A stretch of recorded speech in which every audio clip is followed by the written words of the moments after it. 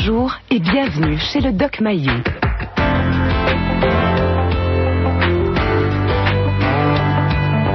Société, débat, relations, famille.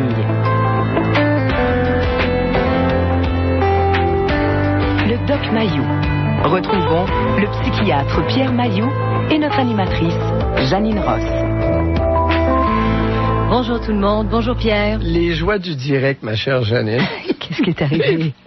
Mais écoute, il faut que tout le monde soit prêt en même temps pour commencer l'émission.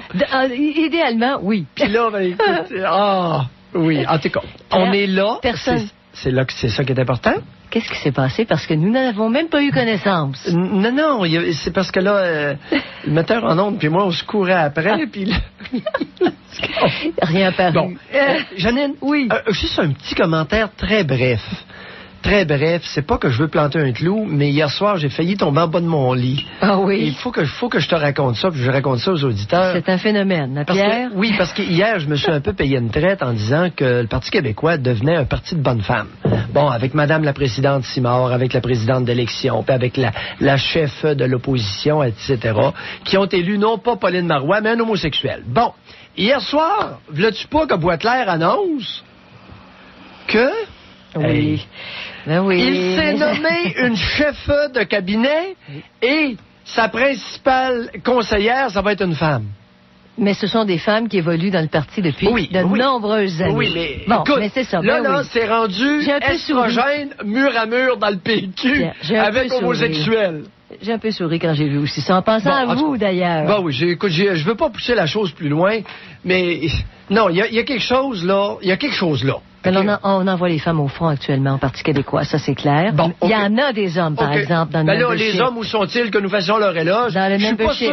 Je suis pas sûr que Boisclair va être capable de tolérer près de lui un homme masculin, viril, bien trempé dans sa personnalité. Je suis pas sûr. En tout cas, c'est un commentaire personnel, ça vaut ce que ça vaut. Ceci étant dit, revenons. Mais j'ai pensé à vous quand j'ai entendu ça aux nouvelles hier soir. Oui. Ben là, Janine, tu sais... Mais... Sachant vos grands élans de l'après-midi. Conviens avec moi que c'est pour le moins inquiétant. Alors, on aurait une absence totale... Mettons ça à l'inverse. Je peux pas dire ça, Pierre. On a une absence totale de femmes, OK? Dans le Parti québécois. Le type est un blanc hétéro athée. Et il y a uniquement des hommes, il n'y a pas de femmes. Janine, tu seras la première à le déplorer. Ben oui, parce que ça n'aurait pas de bon sens. Il faut que ce soit équitable, mais tu dis, il y a des membres, il y a quand même des membres dans le Parti québécois, là, des hommes, en fait. Non, puis je suis pas sûr que des hommes, comme tes appels, là, je suis pas sûr que Boisclair va être toléré. Je sais pas trop pourquoi, c'est gratuit ce que j'avance, c'est pas encore fondé, c'est une impression, mais on va surveiller. Parce que c'est vraiment inquiétant. Hey, je l'ai pas trouvé drôle. Je l'ai pas trouvé ça drôle. Hey, une chef de cabinet puis une conseillère, la personne qui va le conseiller le plus, c'est une femme. Hey, estrogène mur à mur. Êtes-vous tombé sur la tête? Est-ce que je suis le seul à m'inquiéter de ça? Mais si c'était 50-50... Estrogène mur à mur plus homosexuel. Hey, tribu! Et si c'était 50-50, est-ce que ça vous conviendrait? Qu'est-ce qui vous conviendrait? Non. Écoute, est-ce que c'est ça? Non, 50-50, là, c'est pas ça l'équité. C'est qu'il y a un accès facile, puis il me semble que ça sent que les personnes, écoute, garde le Parti libéral, il y a Monique Forgette, qui occupe un poste extrêmement important. OK? Oui. C'est une femme qui a de l'envergure, c'est une femme qui est capable, et elle n'a pas obtenu cette job-là parce qu'elle était une femme, mais bien parce qu'elle avait des qualités particulières. Qu'on l'aime ou pas, tu comprends? Ben, oui, je comprends très bien qu'elle a une personnalité qui est très différente de celle qu'on retrouve du côté du Parti québécois. On peut ne pas l'aimer, mais cette femme-là a eu ce poste-là, c'est pas parce qu'elle sécrétait des estrogènes. Non. C'est parce que c'était une personne qui avait une envergure et quelqu'un a cru qu'elle pouvait faire la job. Ça, j'aime ça. Pour ses compétences. Oui. Bon, et là-dessus, ça vous titille pas, ça vous dérange pas dans ce temps-là? Pas du tout. Bon. Ben non, Janine, je suis pas... Contrairement, je suis pas tout à fait ce que tout le monde dit que je suis. Mm-hmm. Ou non, je m'en reprends. Je ne suis pas tout à fait ce que beaucoup disent que je suis. Bon, ceci étant dit, revenons à des choses sérieuses. On revient au 50-50, encore. 50 du temps chez le père, 50 du temps chez la mère. Et pas pire pour les transitions. Chapeau, Janine. Chapeau, celle-là, là, oh boy! Mais avez-vous suivi le dossier hier soir? Puis, avez-vous remarqué qui se fait taper sur la tête? Il y a Maurice Berger, qui soulève des vagues en France. Ouais. Il est un pédopsychiatre et il dit que la garde partagée, qui serait imposée comme seul modèle, est absolument néfaste, que c'est vraiment... Il est contre ça jusqu'à 6 ans. Il avait émis des réserves entre 3 et 6 ans. Et lui dit maintenant jusqu'à 6 ans. Il y a des enfants qui peuvent ne pas s'adapter à faire... On est en train de créer des enfants nomades, avec séparation, divorce et garde partagée, qui est une grosse tendance actuellement au Québec. Puis on comprend que les pères réclament la présence de leurs enfants plus souvent. On a vu hier dans le document d'enjeu un père français qui dit on n'avait pas de problème, tu vois que l'ex-couple, ça va, ils s'entendent, et le petit bonhomme allait 50% du temps chez sa mère, 50% du temps chez son père. Il ne s'adaptait pas. Et c'est le père qui a dit, je pense qu'il a besoin d'être sécurisé. Alors, il dort tout le temps chez sa mère. C'est le père qui est obligé de faire le sacrifice pour donner la sécurité et l'ancrage à son petit bonhomme, qui a cessé, semble-t-il, de faire de l'eczéma à partir du moment où il est revenu chez sa mère. Il s'ennuyait, en tout cas. On parle des déchirements, des enfants valises, des enfants qui vont chez un et chez l'autre pour ne pas déplaire ni à un ni à l'autre. C'est quelque chose comme document, ce qui est sorti hier. Janine? Oui? Écoute, tu peux continuer, là, je vais t'écouter. Juste une petite parenthèse. C'est un des plus grands documentaires, une des meilleures émissions d'enjeu. Hein? Ah oui, c'est complet. Je n'ose pas dire la meilleure, mais proche d'être la meilleure émission d'enjeu jamais tournée, jamais vue par moi-même. Oui. Vas-y, continue, ils ont ouvert plusieurs fenêtres là-dessus. Oui. Et Pierre, ils ont parlé... Une petite fenêtre qui a été ouverte. C'est pas une des grandes lignes de ce document-là, de cette grande émission. Mais c'est, dans certains jugements de cour, la date de fin d'allaitement est déterminée. Ça, on a eu des appels. Parce qu'il y a des mères qui allaitent et disent, tant que j'allaite, l'enfant a un cadre sécuritaire, même dans le cadre d'un divorce, là. Et on prévoit la date. Est-ce que vous l'avez entendu, celle-là? Deux magistrats en France je vais simplement compléter tes propos, parce que ça va bien ton affaire, tu présentes bien ça, là. Je complète ton propos parce que j'ai pris des notes, Janine. Oui, puis il y a des choses qui vont frapper. Deux magistrats français ont fixé une date pour la fin de l'allaitement. Vous l'avez noté, celle-là aussi, hein? Deux magistrats, deux ticlins. Ils ont beau être magistrats, c'est mon opinion et je signe. Un magistrat qui fait ça est un ticlin. Alors, venez me chercher pour outrage au tribunal, les Français, là, n'importe quand je suis prêt à y aller. OK? Alors, un magistrat qui fixe une date de fin d'allaitement commet, à mes yeux, à moi, de psychiatre, de pédopsychiatre, un crime contre un enfant. Et Pierre, un magistrat qui autorise une garde, pour aller dans le même sens que ce que vous venez d'amener, un bébé de 24 mois qui passe 1 mois aux États-Unis chez son père et 1 mois chez sa mère en France. Il se promène en avion d'un bord à l'autre de l'Atlantique. Ah, Janine? Et un autre enfant de 5 ans, 1 an chez sa mère et 1 an chez son père. Ça, c'est des excès. C'est des excès. Mais quand on dit que ça ne s'applique pas à tous les enfants, il y avait des témoignages d'enfants. Avez-vous vu le petit bonhomme? J'ai petit bonhomme de 6 ans, Pierre. C'était arrache-cœur, cette histoire-là. Il était pas pire, c'est drôle. Je suis stressée. Ça me stresse, ça. Mais c'est la vie. C'est quelque chose. Puis les enfants qui rapportaient être stressés, parce que quand ils partent le vendredi, faut pas qu'ils oublient rien, là. Ils reviendront pas. Puis souvent, il y a plusieurs kilomètres entre les deux parents. Sinon, c'est moi qui ai le stress, c'est moi qui me fais chicaner. Je n'ai pas le droit d'oublier mes affaires. Des nomades. Ils sont dans les bagages, ils détestent ça. Les valises. Les adultes. Ah oui, puis il y avait la référence. Je pense que c'est Yvon Gauthier ici. Lui aussi, pédopsychiatre à Sainte-Justine. Yvon Gauthier. Oui. Yvon Gauthier, qui n'est pas un ami personnel, mais pour qui j'ai beaucoup de respect. Et pédopsychiatre. C'est un psychiatre pour enfants à l'hôpital Sainte-Justine. C'est un senior. Est-ce que c'est lui qui pourrait même dire un ancêtre, mais quel ancêtre? Est-ce que c'est lui, Pierre, qui disait que nous, adultes, quand on voyage, admettons, continuellement, là, une semaine, on est en voyage d'affaires, l'autre semaine, c'est ailleurs, on ne le supporte pas au bout d'un... C'est-tu lui, ça, qui disait ça? Janine, me permettrais-tu de te citer le verbatim de ce qu'il a dit? Go! Yvon Gauthier a déclaré hier soir, pédopsychiatre, on fait subir aux enfants ce qu'on ne ferait pas comme adulte. Voilà. Alors, c'est lui la qui parenthèse. Donc, vous avez le textuel. Mais j'ai pris des notes. J'ai pris des notes. Quand je prends des notes, je prends des verbatims ou des réflexions. C'est vraiment lui qui avait dit ça. Il dit, nous, les adultes, quand on voyage, on est mal. On n'est pas capable de supporter ça pendant très longtemps et on impose ça dès la petite enfance à nos enfants. Mais Pierre, le gros problème dans la garde partagée, puis il y en a deux gros. C'est le volet financier. Si tu t'occupes d'un enfant 50% du temps et l'autre, tu as les mêmes frais en principe, OK? Avec petits ajustements mineurs au niveau financier. Deuxième gros problème, c'est qu'avec des enfants en bas âge, en bas de 6 ans, c'est souvent la mère qui est priorisée. C'est comme le développement de l'attachement. Alors, le père est obligé de sacrifier quelque chose, là. Et le père français le mentionnait très clairement. C'est le deuxième gros problème. Et il y a peut-être des pères qui sont pas capables de vivre cette rupture-là, puis qui vont s'opposer et se battre à tout prix pour avoir au moins leurs enfants 50% du temps. Mais un enfant ne se sépare pas 50% du temps.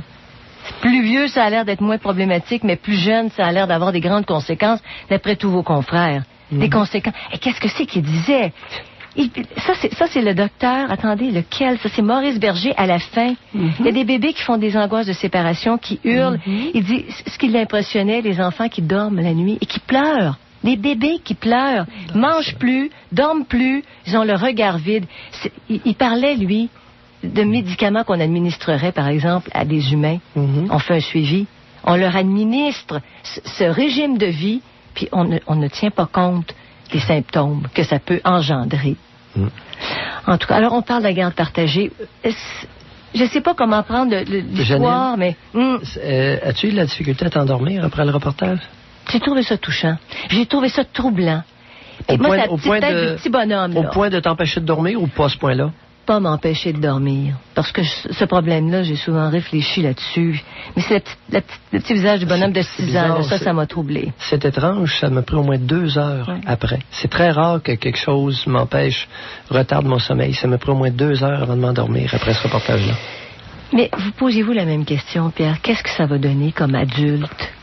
Qu'est-ce que ça va donner dans 10 ans, dans 15 ans? Tous ces petits gens, ces petits bonhommes, ces petites bonnes femmes qui ont parlé hier à l'écran. Quel avenir on leur prépare? Ils sont obligés de compenser pour un paquet d'affaires qu'on leur impose et qui les fait souffrir, qui les font souffrir. Oui, c'est troublant. Alors, on en parle. 790-0224, 1-800-667-5241. De retour au Doc Mayou. Retrouvons le psychiatre Pierre Mayou et notre animatrice, Janine Ross. On parle de la garde partagée aujourd'hui, de l'impact sur les enfants. Et Pierre, tantôt on s'en allait aux informations. Vous avez dit que vous en avez quasiment fait de l'insomnie pendant 2 heures. Oh oui, non, je sais pas quasiment. Ça m'a pris 2 heures avant de m'endormir. OK, expliquez-nous. Je suis curieuse de savoir quelles étaient les réflexions qui vous ont empêché de dormir. Premier point. Je vais être vantard, Janine. L'émission d'enjeu hier, je l'ai pris comme un hommage à ce que je fais depuis 25 ans. C'est le discours que je vous entends, en tout cas, depuis que je vous connais. Oui. Alors, ça m'a touché. Oui. Tu sais, oui, il m'arrive d'être sensible à certaines choses, entre autres ça. Parce qu'il n'y avait personne qui le disait, Pierre. C'est ça? J'ai été le seul à le dire ouvertement jusqu'à hier. J'ai été le seul à me sortir la tête et dire « Hey, faites attention aux enfants, ça marche pas comme ça. Le lien maternel, lorsque la mère a de l'allure, doit être préservé, entouré, choyé. » C'est un lien qui est important. Ce que Yvon Gauthier a appelé l'attachement prioritaire à la mère. Oui. Hier, il y a un point qui est ressorti qui est épouvantable, c'est que personne n'a osé parler des mauvais parents. Mais je suis encore très avant-gardiste.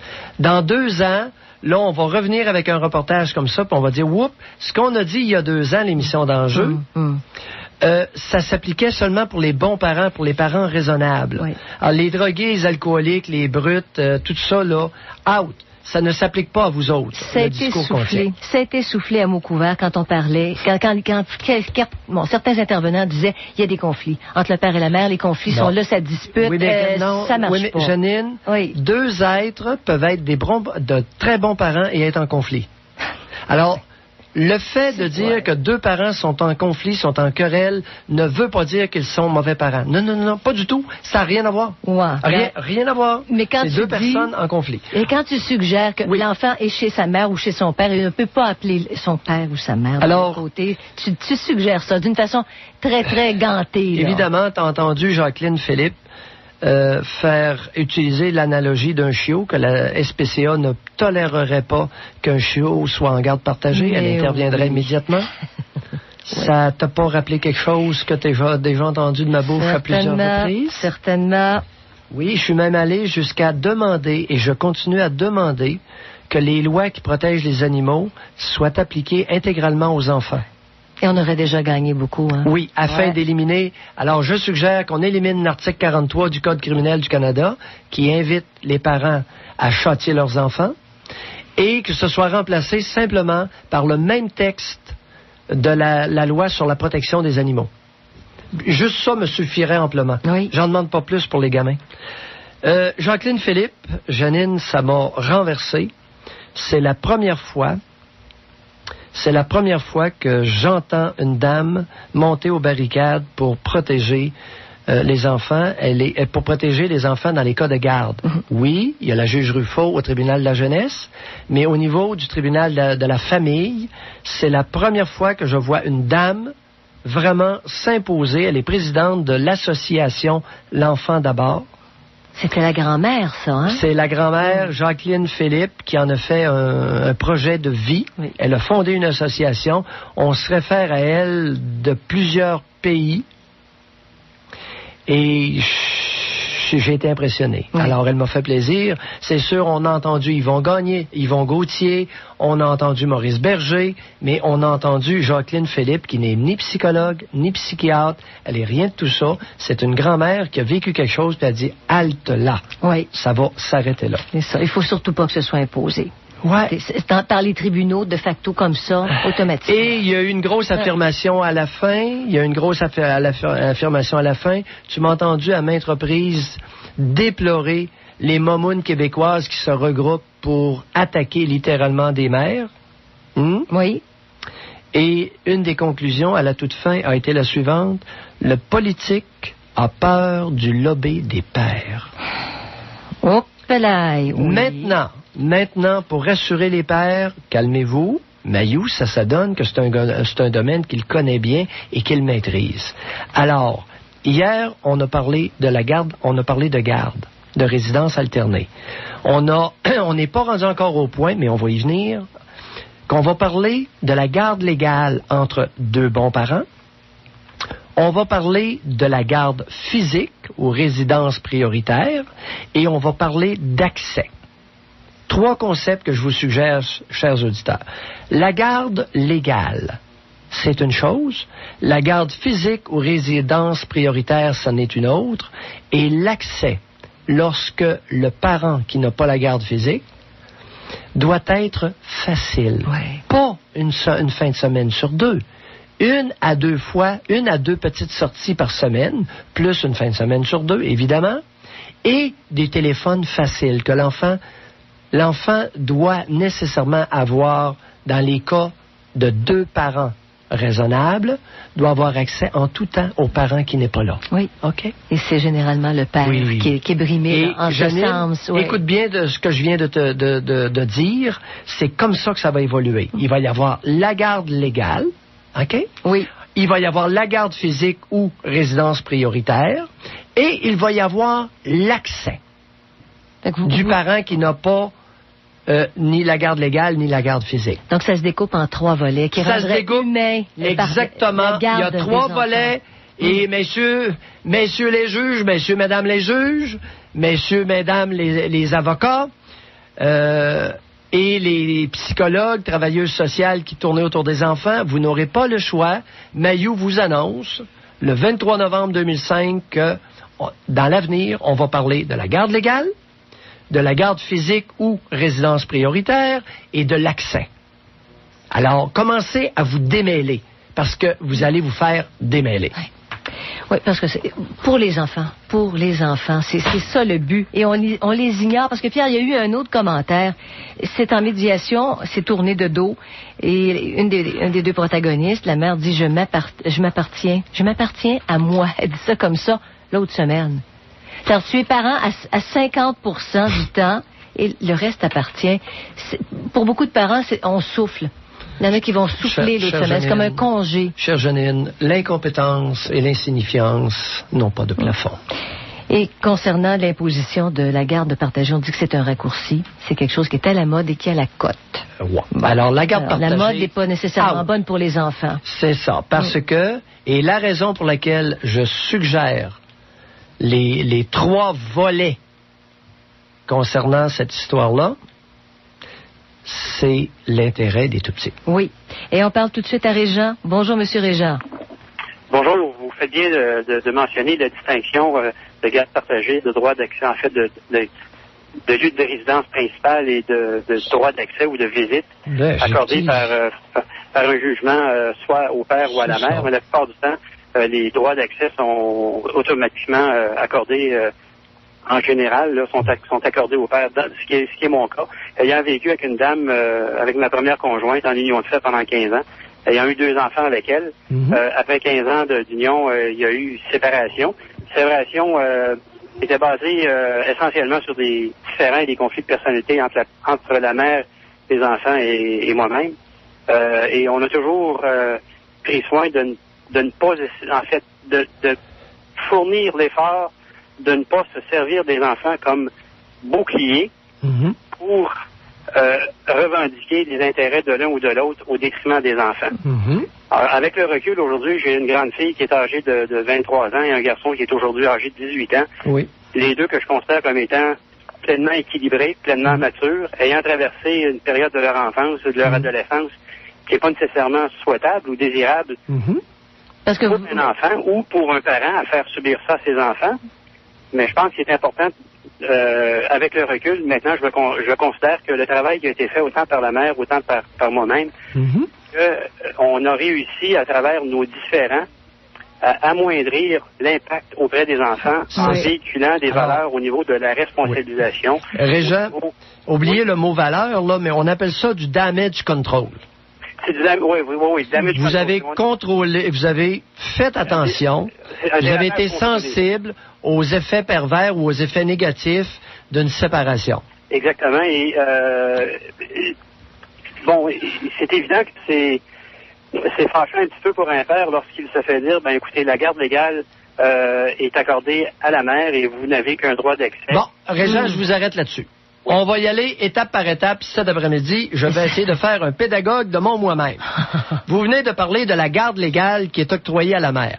Est-ce que, dans votre cas, les 2 parents étaient reconnus par le tribunal comme étant de bons parents? Oui. Il n'y avait aucune raison de donner la garde légale à un au détriment de l'autre? Aucune. Non, mais est-ce qu'on associe la garde légale à la résidence? Dans certains cas, non, actuellement. Janine, on fait office de ticlin. C'est pour ça qu'on va en parler cet après-midi. Attendez, Régent, sauvez-vous pas? Faut on fait la pause, là? Oui. OK, on fait la pause et on revient. Info 800 Québec. Le AM des nouvelles. Une station du groupe Chorus Québec. Alors, on parle de garde partagée. Régent a apporté l'histoire de la garde légale. Bon, Pierre, justement, vous l'aviez amené. Qu'est-ce que ça veut dire? La garde légale, ça veut dire que tu as des décisions sur la santé, t'es seul parent ou l'autre est jamais concerné. C'est quoi? Qu'est-ce que ça veut dire? Ça. Parce qu'on associe souvent ça à résidence. On va le demander à Régent. Oui. Garde légale, quelles étaient les conséquences que la garde légale soit octroyée à la mère et non à vous? En fait, les conséquences, avant de parler des conséquences, c'est qu'à l'époque où le jugement avait été rendu, j'ai trouvé que l'avocat qui plaidait, qui me représentait, avait manqué un petit peu d'argumentation devant le juge pour essayer, à tout le moins, d'essayer de gagner une garde partagée. Mais chose que j'ai compris pendant ces procédures-là, c'est que le lien maternel l'emporte sur le lien paternel. Et Régent, c'est mais ça. À quel âge? On va décortiquer parce que ça n'a pas de bon sens. Quel âge avaient les enfants? Les enfants, 6 ans et 11 ans. 6 et 11. Bon. 6 et 11. Régent, la garde légale, OK, ça voulait dire quoi? Concrètement, là, ça voulait dire quoi, la garde légale? Dans mon cas, c'est que la mère avait la garde légale des enfants.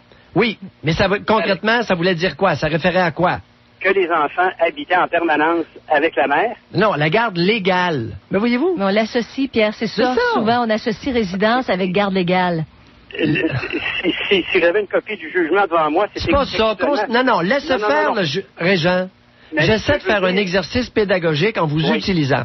Ce que je veux dire, c'est que ce que je lis sur ce jugement-là... Je ne suis pas intéressé à entendre ce que vous avez à dire. Je veux vous utiliser pour des fins pédagogiques. Excellent. Bon. Alors, garde légale dans votre cas. Le fait de ne pas avoir légal, ça vous empêchait de quoi exactement? D'avoir des enfants avec moi sur une base hebdomadaire, c'est-à-dire 7 jours sur 7. Bon, OK. Autrement qu'une visite d'un droit de visite. Bon, OK, d'accord. À part ça, quelles étaient les autres restrictions? Les autres restrictions? Oui. Il n'y avait pas d'autres. Ben oui, il y en a d'autres. Janine en a mentionné. Vous avez mis les mots en bouche tantôt. Concentrez-vous, là. Ben, j'ai manqué un petit peu d'attention, là. Oui, je le sais. Vous manquez d'attention, comme la plupart, dès que quelqu'un... En tout cas, Régent, est-ce que vous aviez le droit de prendre votre gamin et de l'emmener chez le docteur? Absolument. Non. Aviez-vous ces cartes d'assurance maladie? Non. Cependant, écoutez, il n'était pas question de me défiler de mes responsabilités. Non, c'est pas ça, Régent. Oui, j'avais le droit de pouvoir accompagner l'enfant ou d'amener l'enfant avec moi chez le médecin, chez le dentiste. OK, bon. Des examens de la vue. Mais aviez-vous ces cartes d'assurance maladie? Non. Et est-ce que si votre conjointe n'aurait pas voulu vous remettre les cartes d'assurance maladie, avait-elle le droit de le faire? Vous posez une bonne question. OK, je continue avec mes questions. Aviez-vous le droit d'obtenir le bulletin de vos enfants directement de l'école? Oui, je pouvais. L'avez-vous fait? Non. Vous pouviez pas. C'est le parent qui n'a pas la garde. La plupart des écoles ne remettront pas le bulletin scolaire à ce parent-là. Parce qu'ils présument que les parents vont communiquer? Oui. Non. C'est que l'école ne communique pas, n'envoie pas d'informations aux parents qui n'ont pas la garde légale. Exactement. Voyez-vous, là où je veux en venir, par garde légale, ce sont des responsabilités. Comprenez-vous? Des responsabilités et des privilèges. Mais c'est toutes les responsabilités qui viennent avec la naissance d'un enfant, Pierre, une garde légale, dans le fond. C'est ça. C'est légal, tu prends soin d'un petit enfant. Alors, dans le cas, c'est ça. C'est parce que lorsqu'un parent n'a pas la garde... Exemple, aviez-vous le droit de sortir du pays avec vos enfants? Bonne question. Non, la réponse c'est non. Le parent qui n'a pas la garde, à ce moment-là, s'il ne ramène pas les enfants à l'heure, il peut être accusé d'enlèvement. Mais il aurait pu partir, par exemple, avec une lettre de la conjointe. Bon, oui, parce qu'il n'a pas la garde légale. Alors, il est continuellement assujetti à l'autorité de l'autre parent. Oui. Comprenez-vous, là? Oui. Alors, la garde légale, lorsque les deux parents sont des bons parents, il n'y a aucune raison pour laquelle la garde légale ne soit pas laissée aux deux parents, comme s'ils vivaient ensemble. Pour prendre toute décision et recevoir toute information. Alors, le parent qui n'a pas la garde légale, peut-il autoriser une opération sur son enfant? Sans le consentement, non. La réponse, c'est non. Non. La plupart des médecins vont refuser d'opérer. Ça prend le consentement du parent qui a la garde légale. Et si ça survient alors que l'autre parent est à l'extérieur, pendant une fin de semaine, Janine, il y a toujours c'est sûr qu'il peut toujours y avoir des circonstances. En cas d'urgence, le médecin peut intervenir. Il n'y a même pas besoin de l'autorisation des parents. Bon. OK? Bon. Alors, la garde légale, c'est une chose. Oui. Maintenant, la garde physique ou la résidence prioritaire. Ça, c'est autre chose. C'est un autre débat que la garde légale. Comprenez-vous?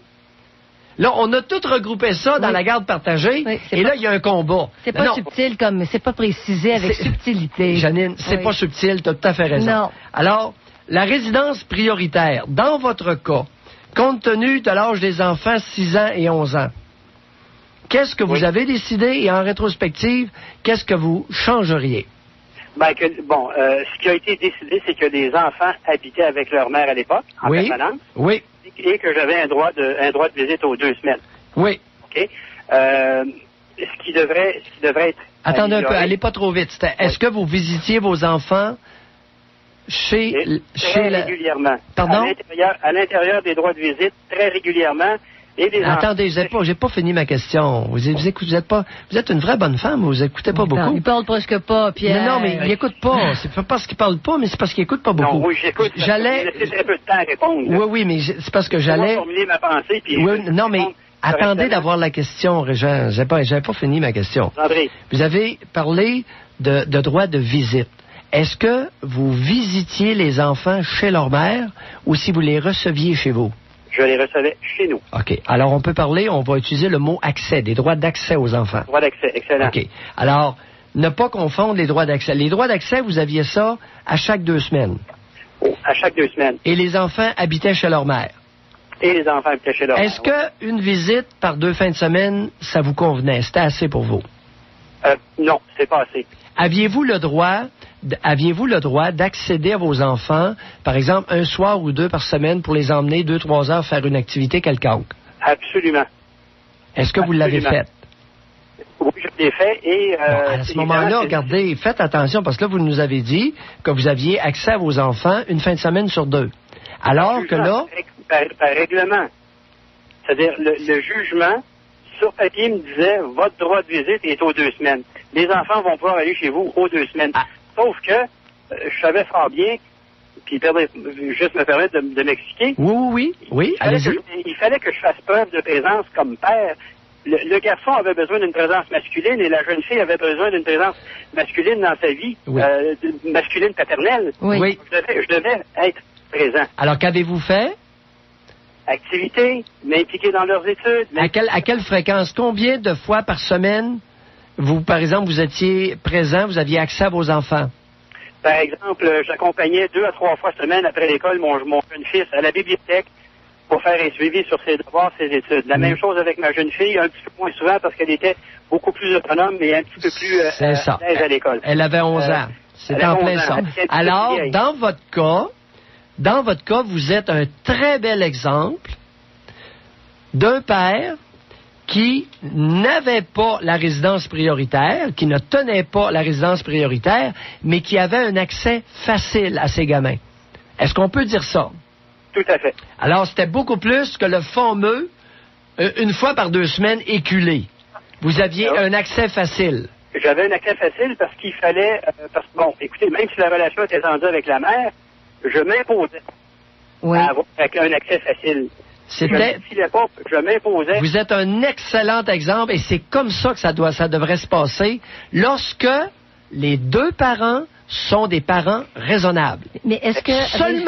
Seulement dans les cas où les 2 parents sont des parents raisonnables. Mais Régent, en terminant, est-ce que ça vous suffisait ou si vous auriez... Bon, j'allais justement venir à ce point-là, puis étant donné votre présence et votre influence au niveau des instances juridiques, aurait-il lieu de pouvoir changer le jugement de droit de visite justement en écrivant et en incluant textuellement dans un jugement ce spectre de visite-là qui donne le droit à un parent de pouvoir faire ce qu'il fait avec les enfants avec le consentement de l'autre parent à l'intérieur de ce que vous appelez la garde légale, en ayant des droits flexibles, en ayant des accès accessibles et flexibles. Oui. Des accès, j'appelle ça c'est mon expression, j'ai l'habitude d'appeler ça des accès faciles ou des accès libéraux. Bon. Utilisez le vocable que vous voudrez, là. Mais moi, j'aime bien le mot accès facile. Est-ce que ça peut être prévu, ça, Pierre, au jugement? Parce que... Au moment du jugement... Oui, attendez un peu, là. C'est que l'accès facile, il faut bien comprendre que c'est autant du père vers l'enfant que l'enfant vers le parent. Exactement. Comprenez-vous? C'est pour ça que j'aime bien l'accès facile. Là, est-ce que vos enfants pouvaient vous appeler à leur convenance? À toute heure de la journée. Bon. Ben là, Régent, c'est un accès. Vous avez bougrement bien fait d'appeler. Ça nous a permis de décortiquer. Et je vous le dis, puis je vous l'ai dit de façon respectueuse, je voulais vous utiliser comme outil pédagogique pour démontrer quelque chose, pour démontrer ce que ça devrait être, ce que ça pourrait être. Et vous l'avez fait en plus. Exactement. Mais en conclusion, rapidement, c'est parce que je me suis imposé. Oui. J'ai veillé mais il y a combien de temps que j'ai des fils de ça? Oui. Régent... Votre témoignage, votre exemple ne vaut que pour les cas où les 2 parents sont des parents raisonnables. Excellent. Ouais, c'est sûr que si ça se tire le chignon... On va le répéter, celle-là. De manche. Non, peu importe qui se crève le chignon, j'ai pas de problème avec ça. C'est qu'en autant que ce sont des parents. Le rôle de parent, c'est pas le rôle de conjoint, Jeannette. Merci, Régent. Mais Régent a revendiqué ses besoins à lui. Il l'a fait. Il l'a fait. Il a dit fuck le jugement. C'est ça. J'agis selon... Puis mes besoins et les besoins de mes enfants. Parfait. Et inversement. De retour au Doc Mayou. Retrouvons le psychiatre Pierre Mayou et notre animatrice, Janine Ross. Faut dire, Pierre, on parle de la garde partagée aujourd'hui, puis il y a l'article hier de Louise Cousineau qui commence, mais d'aplomb, elle dit, une chose est sûre, la garde partagée des enfants lors d'une séparation fait du bien aux parents qui disent aimer leurs enfants. Et on congé de parentage 1 semaine sur 2 en prime. La question, c'est les enfants, là. Est-ce que ça convient aux enfants? Si des parents font la garde partagée, pratiquent la garde partagée après un jugement ou suivant une médiation et qui se rendent compte qu'un des enfants, ça ne convient pas, ça va pas du tout. Ça prend combien de temps à réagir? Est-ce qu'on réagit vite? Parce que ça, c'est une autre question qu'on peut se poser. Là. Est-ce que je serais prête à remettre en question une entente qui a été obtenue à l'arraché en médiation? On s'entend là-dessus. Alors, on va à Marie-Claude. Bonjour, Marie-Claude. Oui, bonjour. Bonjour, Marie-Claude. Bon, moi, j'ai écouté la dernière demi-heure du reportage d'Enjeu hier, puis moi aussi, j'ai eu de la difficulté à m'endormir parce que je vis cette situation-là. Moi, ma fille a présentement 6 ans et quand je me suis séparée, elle avait 2 ans. Oui. Et c'est moi qui quittais, donc je me sentais énormément coupable. On séparait tout en deux, la maison, les meubles, etc. Donc, et l'enfant? Ah oui, il fallait séparer l'enfant en 2. J'étais pas vraiment d'accord avec ça, sauf que c'était comme un petit peu de dire, ben ok, c'est normal, faut qu'elle ait son père, c'est mon premier enfant. J'avais pas vraiment d'opinion là-dessus, je connaissais pas personne qui avait vécu ça. Alors on décide de faire ça et on signe ça d'un commun accord. Attendez un peu, vous décidez de faire quoi? De faire une garde partagée 7 jours, avec un enfant de 2 ans. Et là, ça m'a pris environ 2 mois pour réaliser que ça n'avait pas de bon sens. Ben voyons. Eh bien, il faut le vivre pour... Marie-Claude, vous avez quel âge? J'ai 32 ans. 32 ans. Donc, vous aviez 28 ans quand c'est arrivé. Vous aviez 28 ans. Oui. Vous savez, je vais vous dire simplement ceci. C'est pas l'empathie qui est votre point fort, vous. Mais l'enfant de 2 ans, Pierre, ne parle pas. L'enfant de 2 ans parle pas. Il va pas dire textuellement. Janine, ce n'est pas l'empathie qui est le point fort de Marie-Claude. Mais au bout de 2 mois, qu'est-ce qu'elle a observé? Ben moi, au bout de 2 mois, il faut dire que le conjoint de l'autre côté, là, le papa, lui là-dedans, c'est absolument ça qu'il veut, une garde de 7 jours, et c'est très très féroce. Là, fait que j'essaie de sauver tout le monde là-dedans, de sauver la peau de tout le monde, surtout d'épargner ma fille. Laisse faire les grandes rationalisations à 30 sous et revenez. Qu'observez-vous après 2 mois? Bon, ma fille, ce qu'elle fait pendant ces 2 mois-là, des crises épouvantables.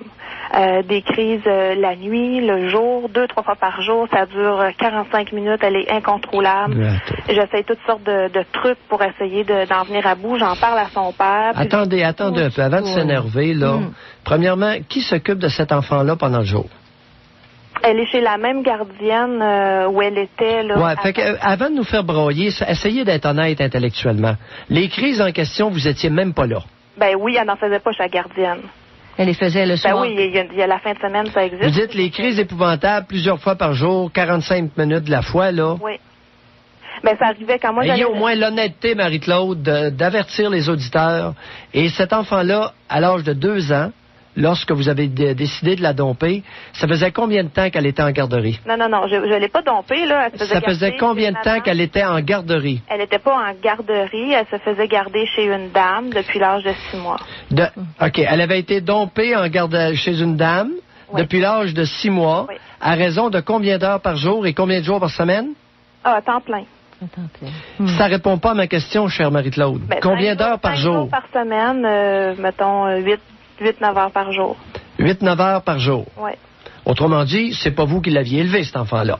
Alors, le docteur, hier, vous avez entendu l'émission en jeu? La dernière demi-heure, oui. Hein? Ah ouais, vous avez manqué la première demi-heure, parce que dans la première demi-heure, le grand Yvon Gauthier, qui est un excellent pédopsychiatre, a parlé de l'attachement prioritaire à la mère. Dans votre cas, l'attachement prioritaire à la mère, il n'y en avait pas. C'est dur en J'ai le regret de vous informer qu'un bébé dompé chez une gardienne à l'âge de 6 mois n'a pas plus d'attachement prioritaire à la mère qu'au père ou à ceux qui s'en sont pas occupés. Mais ça, c'est une nuance, Pierre, c'est une grande réalité qui n'est pas sortie dans le reportage Pas du tout, d'hier. Pas du tout. Et elle va sortir cet après-midi. Oui, mais il faut, Pierre, si on lance la pierre, bon, comme ça. Je n'ai pas lancé de pierre. J'informe Marie-Claude que l'attachement prioritaire de sa gamine n'était pas avec elle, mais avec la gardienne. Mais là, je suis pas en train de dire le contraire de ça. Tout ce que oui, je sais. Non, je le dis pour les auditeurs aussi. Oui, je connais vos opinions là-dessus, puis si j'avais pu faire autrement, je l'aurais fait. En tout cas, peu importe la terre. OK, continuez. On se comprend très bien jusque-là. Alors, ma fille, j'étais très à l'écoute d'elle, puis les jours écoutez, là. Marie-Claude, ça se déroule comment après, là? Laissez faire les grandes déclarations rassurantes. J'essaie de convaincre le père de dire, regarde, ça fonctionne pas. Oui, alors là, c'est encore pire. Alors là, attendez un peu. Lorsque votre enfant, OK, était chez vous, c'était la même gardienne qui la gardait depuis l'âge de 6 mois. Oui. Lorsqu'elle était sa semaine chez le père, qui la gardait durant le jour? La même gardienne. La même. Ah, c'était la même. Au moins la mais le soir, alors là, elle ne revenait pas dans le même lieu physique, dans le même espace. Non. OK, elle allait dans un autre espace. Oui. Alors là, on est rendu avec une gamine de 2 ans qui a 3 espaces de vie. Oui. La gardienne, la mère, le père. Oui. Parfait, continuez. Alors moi, je suis inquiète et je me dis non, ça se peut pas que ces crises-là, ça soit pour des caprices, parce que quand j'appelais son père, lui me disait que chez eux, elle faisait pas ça. Oui. La gardienne me disait qu'elle n'en faisait pas avec elle non plus. Je la croyais, lui, je le croyais pas. Alors il m'a dit, c'est toi le problème. J'ai dit, je pense qu'il faut aller plus loin que ça, c'est peut-être autre chose. Est-ce qu'on peut essayer de raccourcir le temps qu'elle passe avec toi puis augmenter celui avec moi? Oui. Donc, on a fait ça. Et comme par enchantement, en tout cas, les crises ont réduit de beaucoup. Oui. Après 2-3 mois, lui, il revenait à la charge puis il a dit, maintenant que ça va bien, je veux qu'on retourne comme avant. C'est ça. Et moi, je me suis opposée puis j'ai dit, justement, ça va bien, on devrait garder ça comme ça. Vous savez, Marie-Claude, dans votre cas, est-ce que le père était un père raisonnable? Non. Bon. C'est pas raisonnable. Non, c'est une personne qui s'occupe juste de lui. Il y avait quoi comme problème majeur dans son rôle de parent? Comme problème majeur? Oui, comme problème majeur. C'est irresponsable. Bon, qui plus est? Qui plus est... Drogue, alcool? Ah non, pas du tout. OK, mais irresponsable dans quel sens? Il est imbu de lui-même, là. C'est ses priorités à lui. Non, mais irresponsable dans quel sens? Dites-nous quelque chose de convaincant, là. Pierre, est-ce qu'on peut laisser 2 petites minutes? Non. Parce qu'il faut qu'on passe à la pause. OK, merci Marie-Claude. Au revoir. Retrouvons le psychiatre Pierre Mailloux et notre animatrice, Janine Ross. On peut comprendre la décision de certains parents de rester encore quelques années ensemble. Parce que là, le cas de Marie-Claude, c'est vraiment la réalité, Pierre. Ça dépasse. Ça, c'est un volet qui n'a pas été abordé hier. Dans le cas où le père aurait eu une résidence beaucoup plus éloignée, que le bébé de 2 ans est gardé chez une gardienne la semaine où il est chez son père et chez une autre gardienne la semaine où il est chez sa mère. Voyez-vous le degré de complexité? Ça prend du culot pour une femme d'oser contester une disposition quand c'est même pas elle qui élève le gamin. Hey, là, mesdames, là, un peu de sérieux, un peu de jugeote, s'il vous plaît. Parce que je vous préviens, vous allez vous faire planter en cibolle devant un tribunal. Mais une mère qui en parlerait pas, non, elle va être obligée devant un tribunal, elle va être obligée d'en parler, Janine. Il faut parler des difficultés que pose certains types de garde. Non. Oui, mais Janine, ça se discute pas dans l'abstrait. Voyons, Janine, la bonne femme, elle l'a dompé chez une gardienne à l'âge de 6 mois. Oui. Puis là, l'enfant, elle fait des crises. Hey! Oups, qu'est-ce qui se passe? On a-tu un problème avec... J'ai perdu le son. Pardon? Pierre, vous êtes là? Oui. Complètement perdu le son. L'as-tu? Oui. Ah, OK. Non, mais écoute. Mais c'est légion, Pierre, ce problème-là. Oui, mais ayez au moins l'humilité de ne pas aller réclamer de droit si ce n'est pas vous qui exercez la fonction. Tu sais, versez pas dans le ridicule, je vous préviens. Vous allez vous faire planter. Mais si l'enfant s'ennuie vraiment de sa mère, malgré tout... C'est pas elle peut pas, l'enfant s'ennuyait pas de sa mère. Dans le cas de Marie-Claude, veux-tu que je te dise ce qui est arrivé? C'est qu'elle s'ennuyait pas de sa mère, pas de miettes. L'enfant, ça faisait trop d'espace de vie. Rappelez-vous, hier... Yvon Gauthier, qu'est-ce qu'il vous a dit? Oui. Hein? L'attachement prioritaire à la mère se situe, se développe et est relié à un lieu, à des routines quotidiennes. c'est pas Marie-Claude qui est le lieu, qui est l'espace du quotidien. Donc, c'est pas elle qui lui donne les routines à l'enfant, c'est la gardienne. Hey, allumez, là! Mais il y avait une maison de trop, c'est ça? Ah, ben oui, ben là, un Janine! déplacement de trop. Janine, il y en a déjà de trop. La bébé, elle respirait plus, elle était étouffée. Elle choquait. Voyons, Janine, prends un chien, fais-y vivre ça, 3 espaces, pas 2, 3. Hey, faut-tu être sauté? Mais il faut quand même leur apporter que l'enfant fonctionne pas là-dedans. Maudit, hey, t'as le monde dans quelle tribu qu'on vit? Non, alors, hey, moi, allons chercher les Africains au plus sacrant. Hey, voilà, je pense qu'on va aller chercher une gang africaine. Pierre, vous allez devoir être patient aujourd'hui parce qu'on fait juste commencer nos 3 heures, là. On va en avoir d'autres cas comme ça aujourd'hui. Puis il va falloir trouver des solutions qui seront jamais parfaites dans aucun des cas. T'as raison, Hélène. OK, alors on continue. On parle à Michel. Bonjour, Michel. Allô? Bonjour, Michel. Moi, j'ai j'ai une fille de 4 ans et un gars de 6 ans. Ça fait 1 an et demi que je suis séparé avec la mère de ces enfants-là. Puis maintenant, j'habite avec une autre femme. Puis moi, on s'est entendu verbal sur une entente partagée parce que on voulait voir les enfants chacun de notre bord. C'était peut-être, en tout cas, de l'égocentré, en tout cas. Juste pour dire que moi, je crois que les enfants... Alors, avant de croire, là, dites-nous quels sont les arrangements. Vous avez rien dit, là. Vous êtes tout mêlé. Alors, dites-nous quelles sont les ententes que vous avez conclues avec la mère, concrètement. Une semaine sur 2. Pardon? Une semaine sur 2? Une semaine. Alors, la petite fille a 4 ans? Oui. Et le petit garçon a 6 ans et demi? C'est ça. Et vous vivez à quelle distance de la mer? À peu près à 5 km. 5 km? Ouais. Et il fréquente, le petit garçon de 6 ans et demi, lui, fréquente la même école? Oui, oui. Et la petite fille de 4 ans, lorsqu'elle est chez vous, qui s'en occupe durant le jour? Ah, c'est une gardienne. Une gardienne. Elle est dompée chez la gardienne depuis combien d'années? Ça fait peut-être 2 ans. 2 ans. Un an et demi, là, ouais. Elle a 1 an et demi. Alors, à 2 ans, 2 ans et demi, la mère l'a pognée et elle l'a dompée chez une gardienne. Est-ce que je comprends bien? Elle avait 3 ans et demi. Amy avait 3 ans. Oui. 3 ans et demi. Non, mais attends un peu, là. OK. Elle a quel âge maintenant, votre petite fille? Elle a 4 ans, mais elle va avoir 5 ans dans un mois. Okay. Ça fait à peu près... Elle avait 3 ans et demi. Elle a 3 ans et demi. Elle était dompée à plein temps dans une garderie ou à temps partiel? Ben, quand elle est chez sa mère, c'est à temps partiel. Quand elle est chez nous, c'est à plein temps. OK. Quand elle est chez vous, vous la dompez à plein temps à la garderie? C'est ça. Ah ouais? Puis vous appelez ça une garde partagée. Vous faites venir l'enfant, vous la dompez encore davantage en garderie que lorsqu'elle est chez sa mère. Non, mais écoutez, là, elle, c'est ça que je voulais parler de tout ça, dans le fond. Parce que la qualité de vie des enfants, là, comme elle, la mère, elle travaille le soir. Fait que le jour, c'est sûr qu'elle les voit souvent. Mais elle travaille un petit peu le jour, elle travaille surtout le soir. Mais comme là, elle, mettons que ça les voudrait, qu'elle est 3 soirs pas là, ben ça donne quoi de les avoir à temps plein quand elle est 3 soirs pas là, puis elle est encore avec une gardienne le soir quand elle pourrait être chez nous. Non, regardez, Michel, l'enfant de 4 ans se couche à quelle heure?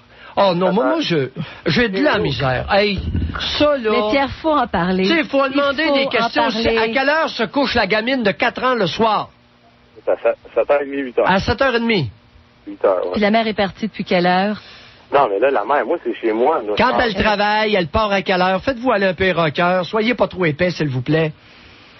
La mère, moi, je suis pas avec la mère. Quand elle va travailler le soir, elle part à quelle heure? C'est ça que Janine a demandé. Elle part à 4h30. Elle part à 4h30. Fait qu'il y a 3 heures par soir. Elle revient, là, à 9-10 heures, là, l'enfant. À quelle heure s'est levé l'enfant le matin lorsqu'elle est chez la mère? En moyenne? J'ai aucune idée. Ça doit être vers 8h30, à peu près. Ouais. Et pendant de 8h30 jusqu'à 4h30, même si la mère travaille, c'est elle qui s'en occupe. C'est ça. Alors là, vous, le comique, là, une semaine sur 2, vous l'amenez... Non, mais attends, là. Elle travaille le jour aussi, là. Des fois, elle part à 11h. Elle s'en va chez la gardienne au moins 3 fois par semaine. Dans la semaine. Le jour? Et en plus, le jour, c'est 3 fois par semaine à la gardienne. Oui. Puis le soir, c'est au moins 3 soirs qu'elle se fait garder par la voisine ou peu importe, une autre gardienne. Est-ce qu'elle est gardée? Pas plus. Moi, je pense Attendez, il faut comprendre avant de réagir. Vous voulez une réaction? On va essayer de comprendre, par exemple. Bon. Lorsqu'elle est chez la mère et qu'elle est gardée, est-ce que la gardienne vient chez votre ex? Oui. Alors, elle est gardée dans son milieu maternel. Oui. Je te dirais qu'à 50%, moi, je sais pas toute sa vie, là, cette femme-là. Ben là, écoutez, enlevez-vous les doigts dans le nez, là. Quand on fait des bébés avec une personne, il faut connaître quelque chose. Ben oui, mais souvent, elle est fait garder chez sa mère, qui est... Oui, la grand-mère, OK. Alors, ça peut être chez la grand-mère, et plus souvent qu'autrement, elle est gardée dans son milieu maternel. Est-ce que j'ai bien compris? Oui. C'est ça. Puis le jour, est-ce que c'est la même... Vous, le comique, une semaine sur 2, vous allez chercher l'enfant, et vous allez la reconduire à quelle heure chez la gardienne? À 7h30. 7h30. Jusqu'à quelle heure? Jusqu'à 4h à peu près. Une chance que le ridicule ne tue pas, Michel. Comment ça? Hey, pas fort les rockeurs. Pas fort, pantoute. Comment ça? Ben, tu veux savoir comment ça? Moi, je pense qu'elle n'a pas plus de peur avec la mère qu'avec moi. Est-ce que c'est la même gardienne, Pierre? 32 ans. Hey, vous êtes à l'école jusqu'en quelle année, vous? Secondaire 4. Secondaire 4? Mais Michel, est-ce que c'est la même gardienne qui garde chez sa mère et chez vous le jour? Le jour, oui, c'est la même garderie. Personne. Oui. Ah, c'est la même garderie. Oui. Okay, elle part de chez vous, puis elle part de chez sa mère. C'est une garderie familiale. Elle garde chez eux la madame avec ses enfants. Là. Fait que c'est la même femme, Pierre, qui garde la petite fille, quelle que soit la semaine chez le père ou la mère. Comme qu'il me disait, moi j'ai écouté en jeu la première demi-heure. Comme il disait, le monsieur, là, il disait que ça donne quoi d'avoir la garde à temps plein, puis quand le monsieur ou la madame a travaillé 90 heures? Il n'y a pas de qualité de vie, moi je crois, là-dedans. OK. Michel, avez-vous d'autres choses à dire? Non. Allez réfléchir. Bye. Non, quelle solution, Pierre? Aux innocents, les mains pleines. Bon, mais reprenez le problème. Là. Il nous reste juste 2 petites minutes. Oh, non, c'est non. Mais c'est un problème qui est fréquent. La mère a des horaires qui sont pas, comment je vous avais dire, flexibles. Regarde, elle travaille le jour, elle travaille le soir. L'épée n'a pas réalisé que plus souvent qu'autrement, lorsque cette petite fille-là, ce bébé-là est chez sa mère, elle est gardée dans son milieu naturel. Hier, vous avez entendu non pas Mayou, mais le pédopsychiatre Gauthier nous dire que le lieu, c'est important. Les routines quotidiennes, c'est important. Parce que ça confère un sentiment de sécurité et d'appartenance à l'enfant. Oui. Moins on le promène d'une place à l'autre, mieux c'est. Lorsque cette petite fille-là est chez sa mère, notre épée n'a pas réalisé qu'elle est gardée chez elle la plupart du temps. C'est important. Alors, ou bien c'est la mère. Elle fait plus d'heures chez elle. Oui, elle fait beaucoup plus d'heures. Et là, notre caille, lui, serait la honte une semaine sur 2, OK? Du droit de prendre la gamine et d'aller l'amener à plein temps à tous les jours. Hey, c'est pas fort, là! Bon, ben, Pierre, c'est ça la piste de réflexion. C'est ça. Chez quel parent l'enfant a le plus accès? Chez lequel des 2 parents?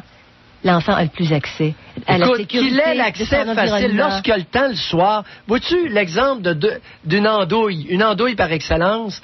Le soir, quand il est disponible, il laisse l'enfant chez la mère le jour. Elle est gardée là ou par la mère. Et le soir, lui, Ticasse, quand il a envie de s'occuper de l'enfant, pourquoi qu'il ne va pas la garder chez la mère? Bon, ça pourrait être une solution. Hein? Oui. Pourquoi qu'il ne va pas la chercher et il l'amène chez lui? Comprends-tu? Oui. Puis il ira la reporter le lendemain matin. Pourquoi pas? Mais c'est clair, ça. Pierre, ça reste à la réflexion. Michel... Ça prend-tu des nonos? Des maudits nonos pour même pas avoir pensé à ça.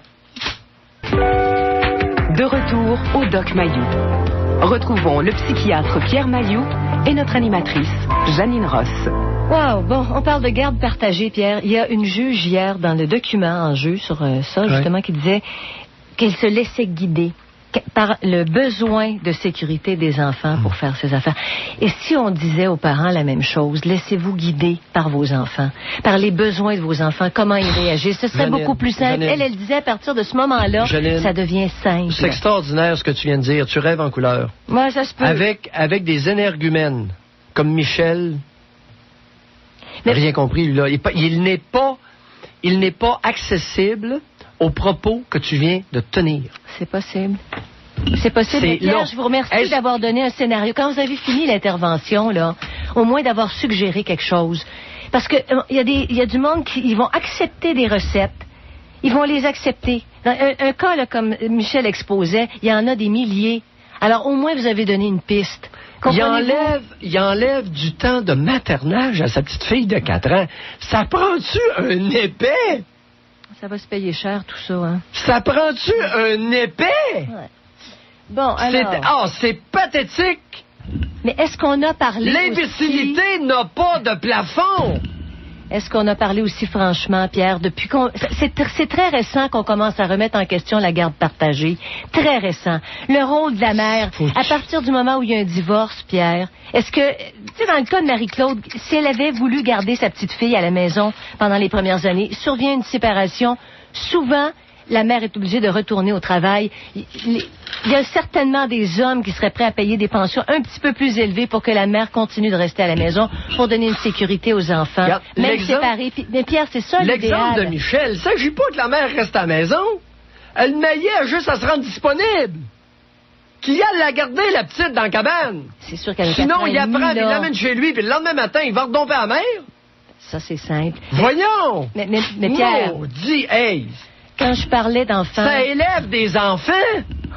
J'y donnerais même pas un chiot à élever. Bon.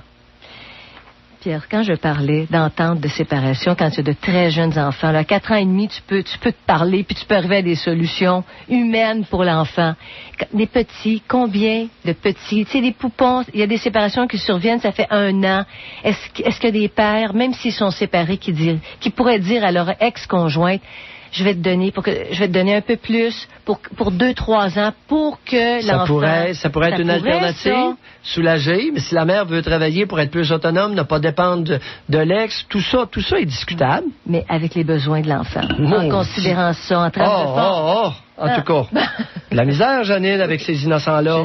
Je sais de la misère. Vous allez ramer fort aujourd'hui, Pierre, parce que c'est beaucoup de cas compliqués comme ça. On parle à Claude. Non, c'est même pas compliqué, c'est imbécile. C'est pas complexe, c'est nono. Les cas complexes, j'ai pas de misère avec ça. Des cas niaiseux, oui. En tout cas, peut-être que Michel a pris une partie là, de la réflexion puis qu'il va faire un bout avec ça. On parle à Claude. Bonjour, Claude. Bonjour, Mme Janine. Bonjour, Dr Mailloux. Bonjour, Claude. Je vous ai entendu au début dire que vous preniez l'émission d'hier un peu comme un hommage pour vous, puis je suis tout à fait d'accord avec vous parce que vous êtes vraiment le défendeur des enfants, puis même si vous êtes bien controversé, là, je n'ai que des félicitations à vous faire. Merci. Moi, ça fait 28 ans que je suis séparée, divorcée. Oui. À l'époque, mes enfants avaient 2 ans et 5 ans. Oui. Et puis, vous savez qu'à l'époque, il n'y avait pas de garde partagée. Hein? C'était pratiquement automatique que ça allait à la mère. Puis... Ah oui, juste une petite parenthèse, Claude, je vous interromps là, pour dire que c'est qu'à l'époque, la garde légale allait quasi automatiquement à la mère, même si elle était une mauvaise mère. Et c'est ça qui a été catastrophique. Les adultes ont manqué de jugement. La race qui nous a précédés, ou à votre époque, comme vous le dites, là, il y avait un maudit paquet d'adultes qui n'avaient pas un once de jugement, un peu comme notre Michel de tantôt, même s'ils étaient avocats, avocates et juges. Bon, je me tais. OK. Et puis, c'est sûr que moi, dans mon cas, le père était absent complètement, malgré qu'il avait des droits de visite et tout ça, là. Et puis, je l'ai même convoqué à la maison. Je me suis, à un moment donné, pour lui expliquer l'importance qu'ils prennent contact avec les enfants, qu'ils s'informent de leurs études, de leur santé, tout ça. Ce qu'il n'a jamais fait. Jamais. Mais moi, je me dis, aujourd'hui, plutôt que de décider pour l'enfant, pourquoi les adultes là, qui font nos lois et tout ça, vont pas vérifier auprès de nos jeunes qui aujourd'hui ont 26 puis 28 ans. Ils en ont des témoignages. Qui ont vécu ces situations-là. Oui. Bon. On va répondre. Je vais répondre à votre question. Ça a été mentionné hier. Ça ne vient pas de Mailloux. Il y a quelqu'un qui a affirmé à la toute fin, aucune étude n'a été faite sur les effets de la garde partagée et du système de garde. Et on parle de cobayes. C'est ça, parce que moi, c'est des cobayes. Et Yvon Gauthier a clairement dit qu'on utilise les jeunes comme cobayes et qu'on n'étudie pas les résultats. C'est ça, parce que c'est sûr que la garde partagée, même nous autres, à l'âge qu'on est rendu, on va faire un petit voyage d'une semaine, puis on est content de revenir chez nous pour un bout de temps. Alors, je me dis, pour les enfants, d'être constamment promenés, c'est pas bon, c'est sûr. Il doit avoir une façon de fonctionner. Mais moi, si je regarde... Parenthèse, permettez-moi de rappeler ce qu'Yvon Gauthier, le savant pédopsychiatre de l'hôpital Sainte-Justine, a dit. On fait subir aux enfants ce qu'on ne ferait pas comme adultes. Justement. Puis c'est ça, quand on arrive à 55 ans, on prend du recul, on se dit... moi, justement, dernièrement, je parlais avec une amie, puis moi, je lui disais que je trouvais ça dommage qu'en tant qu'adulte, on impose des régimes de vie aux enfants qui n'ont pas demandé à vivre. Parce que c'est l'enfant qui écope vraiment de tout ça. Puis elle, ce qu'elle m'a répondu, ils ont juste à s'adapter. J'ai tombé en bas de ma chaise, je me disais, voyons. Quel âge avait la dame, votre interlocutrice? Le même âge, elle a 61 ans. Oh, 61 ans, une dame d'expérience. Oui, c'est ça. Est-ce que votre interlocutrice était une femme dotée d'une sensibilité raisonnable? Je le sentais pas. Merci. On était un paquet de femmes, on discutait de ça, puis... Merci. Ça me suffit comme réponse. Je ne le sentais pas. Je le sentais pas.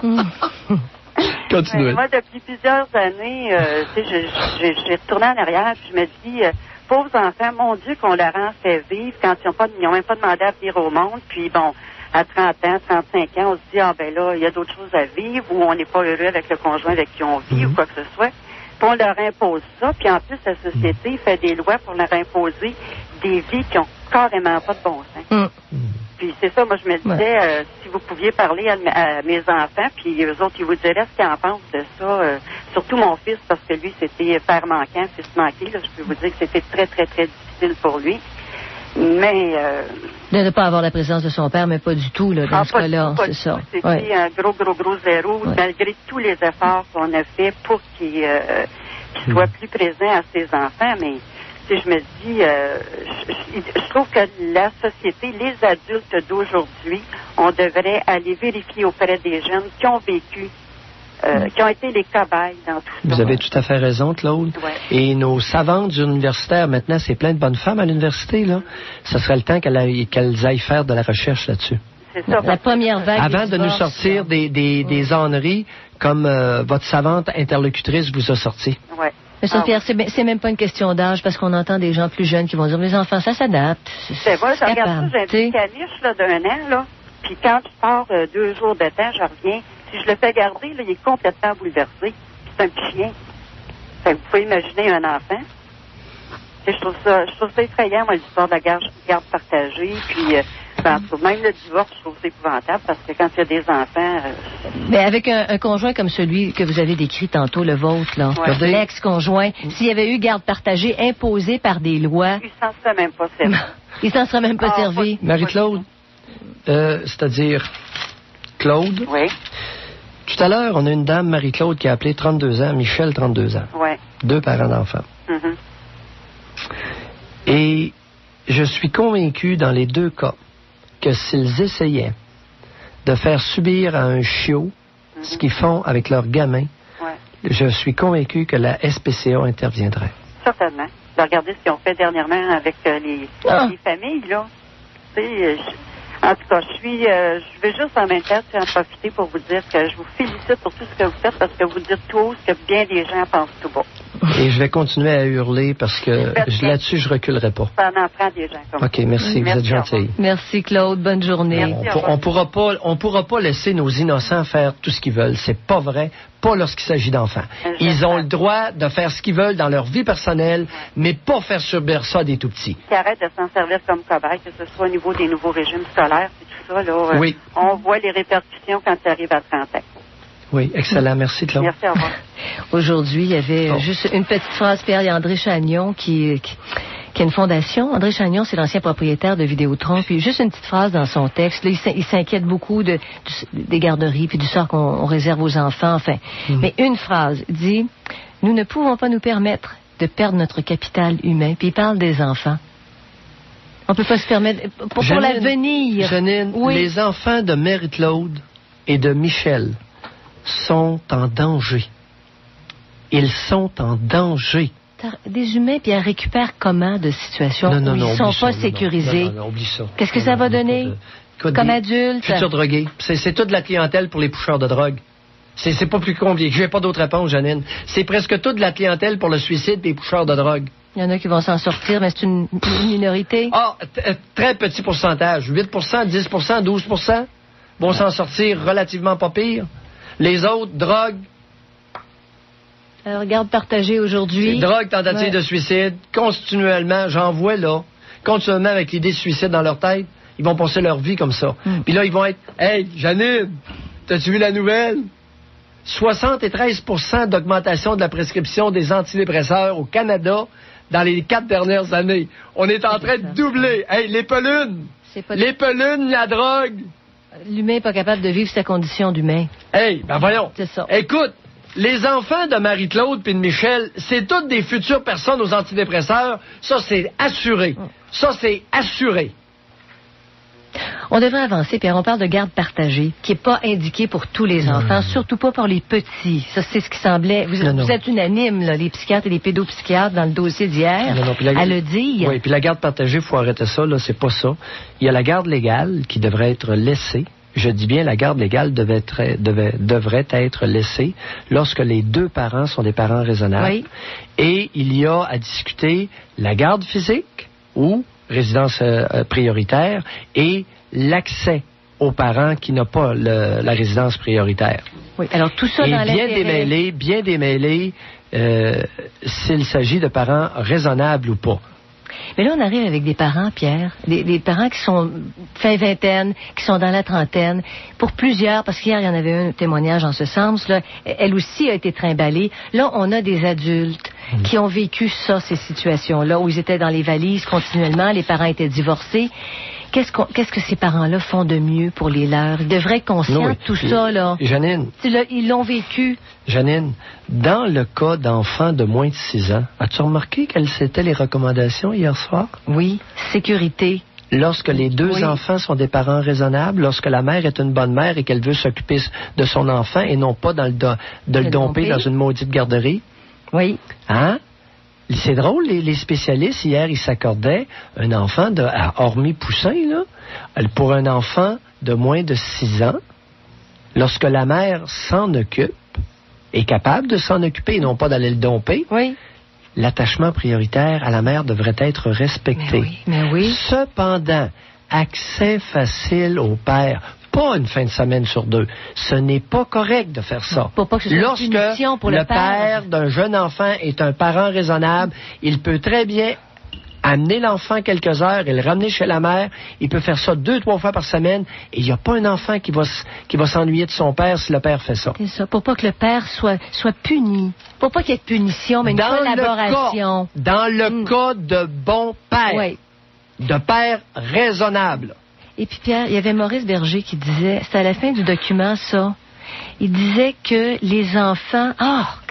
c'était énorme ce qu'il disait, qu'il passe dans sa clinique, c'est marqué à vie. C'est pas les termes qu'il a utilisés, mais en voulant dire que c'est des enfants qui sont hypothéqués pour tout le temps. Il le voit, il souffre de maladies. Oui. C'est ça, de maladies. C'est ça, dès l'enfance. Pourquoi tu penses que je hurle tant? J'aurais peut-être autre chose. Au lieu d'hurler, là, je pourrais fermer ma boîte. Je ne suis pas payé plus cher quand je hurle. Pourquoi tu penses que je hurle tant? C'est terrible ce qui se passe. Puis il parle de maladies. Tu sais, on a des ostrogos comme Marie-Claude puis Michel. Écoute, ça s'avance gros gens comme devant, ça fait la promotion de leur tard. Hey, les tarés, torsez-vous. On va mettre du monde qui ont de l'allure à l'avant-scène, pas des tarés. Alors on parle à Marc. Bonjour Marc. Marc, est-ce que vous êtes avec nous? On n'a pas la communication. Bon, attendez un petit peu. On va à Marie. Madame Marie? Allô? Oui, bonjour. Bonjour, Marie. Oui. On vous écoute. Bon, OK. Moi, j'ai un petit garçon de 6 ans. Oui. Mon petit garçon, c'est depuis l'âge de 3 mois qu'on est séparés, moi et son père. Oui. Puis, au début, il était tout petit. Alors, c'est le père qui se déplaçait et venait me voir chez moi malgré notre... J'étais pas un bon mari, mais c'était un bon papa. Bon. Alors, il venait à la maison chez moi, à mon appartement. Oui. Puis, il prenait un café, il allait voir le bébé, on jasait. Oui. Ensuite de ça, quand mon enfant a eu 4 ans, j'ai commencé à travailler à temps partiel parce que j'ai pas travaillé avant ça. Pour moi, c'est important de rester avec mon enfant. Comment vous vous êtes organisée, Marie, financièrement pour faire ça? C'était dans l'intérêt de l'enfant, là, on peut bien le comprendre. Comment? Oui. Mon ex-conjoint me donnait des sous. C'est-à-dire, il donnait une pension. Il me donnait une pension. Comment je peux vous expliquer ça? Parce que combien par mois qu'il vous donnait? Comment c'est arrangé concrètement? Là? Il me donnait des sous par semaine. Il me donnait environ 300 $ par semaine. Oui. Parce qu'il y avait un bon salaire quand même. Oh là là! Alors, vous receviez 300 $ par semaine. Puis s'il me manquait quelque chose pour le bébé, quoi que ce soit, je l'appelais puis il n'y avait pas de problème. Bon. Qu'est-ce qu'il faisait dans la vie, cet homme-là? Il y avait une compagnie avec son père. OK. C'est ça. Quand on a fait le divorce, qu'on a fait, c'était difficile. En premier, on a une avocate. Ça marchait pas.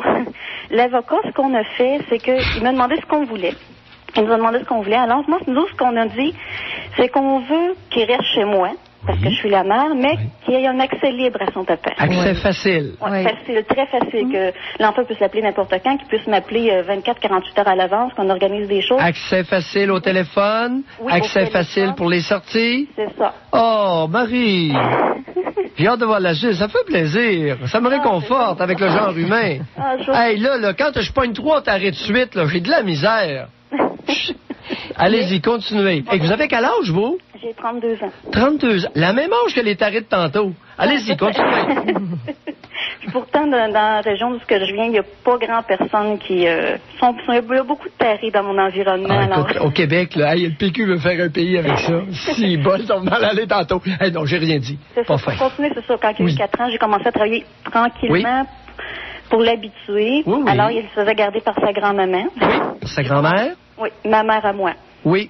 J'ai commencé 2 jours semaine, 3 jours. Est-ce que c'est une femme qui a de l'allure? Non, certainement. Okay. Depuis qu'elle a quitté mon père, là. Pardon? Depuis qu'elle a quitté mon père, c'est une femme qui a de l'allure. OK, parfait. Continuez. C'est ça. Ensuite de ça, j'ai augmenté graduellement mes jours de travail. Oui. Puis quand elle a commencé la maternelle, il était bien content de commencer la maternelle. Oui. Il était mûr pour ça. Oui. Puis il va ta maman, puis c'est beau, puis... Mais c'est ça, il peut appeler son père quand il veut. Voyez-vous, attendez là. Oui. Marie, vous venez de dire quelque chose qui a l'air anodin. Oui. C'est tellement important. Oui. Vous venez de citer les propos de l'enfant. Oui. Qu'est-ce qu'il vous disait? Il me disait, bon, maintenant j'allais le reconduire à l'école. C'est beau, maman, bye, va-t'en. C'est beau, bye. Il dit, c'est beau, Maï, va-t'en. Oui. C'est beau. Pourquoi qu'il vous disait ça? Comment vous expliquez qu'il vous tenait des propos comme ça? Même, moi, je me disais, il y a un coup rendu à l'école, il veut être tout seul, puis il veut faire ses choses, parce qu'il a toujours voulu faire ses choses comme un... Tu sais, quelqu'un pourrait dire, il est donc bien sans cœur, cet enfant-là. Moi, je l'ai pas trouvé sans cœur, j'étais contente. Le mien ne faisait pas de crise, je voyais les autres qui faisaient des crises, je vais pas y aller, je vais pas... Moi, il disait, c'est beau, maman, je vais aller jouer avec mes amis. Savez-vous pourquoi il réagissait comme ça? Bien, parce que... C'est un enfant qui se sentait sécure dans sa relation avec son entourage. D'accord. Et savez-vous pourquoi il se sentait sécure dans sa relation avec son entourage? Ben, j'imagine que... C'est que la première relation qu'il a établie avec un être humain a été nourrissante. D'accord, avec moi, présentement. Donc, fort d'avoir été sécurisé. Et aussi bien entouré avec un père respectueux. Alors, le cadre, ses premières relations signifiantes ont été rassurantes, nourrissantes, sécurisantes. Il est rendu à 5 ans. Bye, man! Je m'amuse. C'est le cas, hein? À Beto. Je sais que je suis pas inquiet. Je sais que tu vas revenir. C'est ça. Je vous ferai. Ben non, j'essayais pas de faire mon comique, là. Je trouve ça drôle, Janine. Non. Mais c'est certain. Il fait le monderie, puis je comprends pas pourquoi. Tu sais, pourtant, non, parce que ça vous fait rire. Oui, ça me fait rire parce que je revois la figure de mon petit garçon, tout souriant, tout lumineux, qui me disait ça. C'est pour ça que ça me fait rire. Il était content de passer à une étape subséquente, alors que les enfants de Moron autour étaient tous angoissés. Ben oui. Et ça paraissait dans leur face. Marie, vous êtes un cadeau. Ah oui. Un cadeau. Je vous remercie beaucoup. Un cadeau de 32 ans. Merci. Bonne fin de journée. Le respect, c'est touchant. Et chapeau au père, Pierre, qui a assumé, parce que je veux revenir là-dessus. Je pensais même pas avoir un appel. Je pensais qu'on n'aurait même pas un appel là-dessus. Je te laisse aller, Janine. Ah oui, il faut que je revienne. Louable. Comportement masculin louable.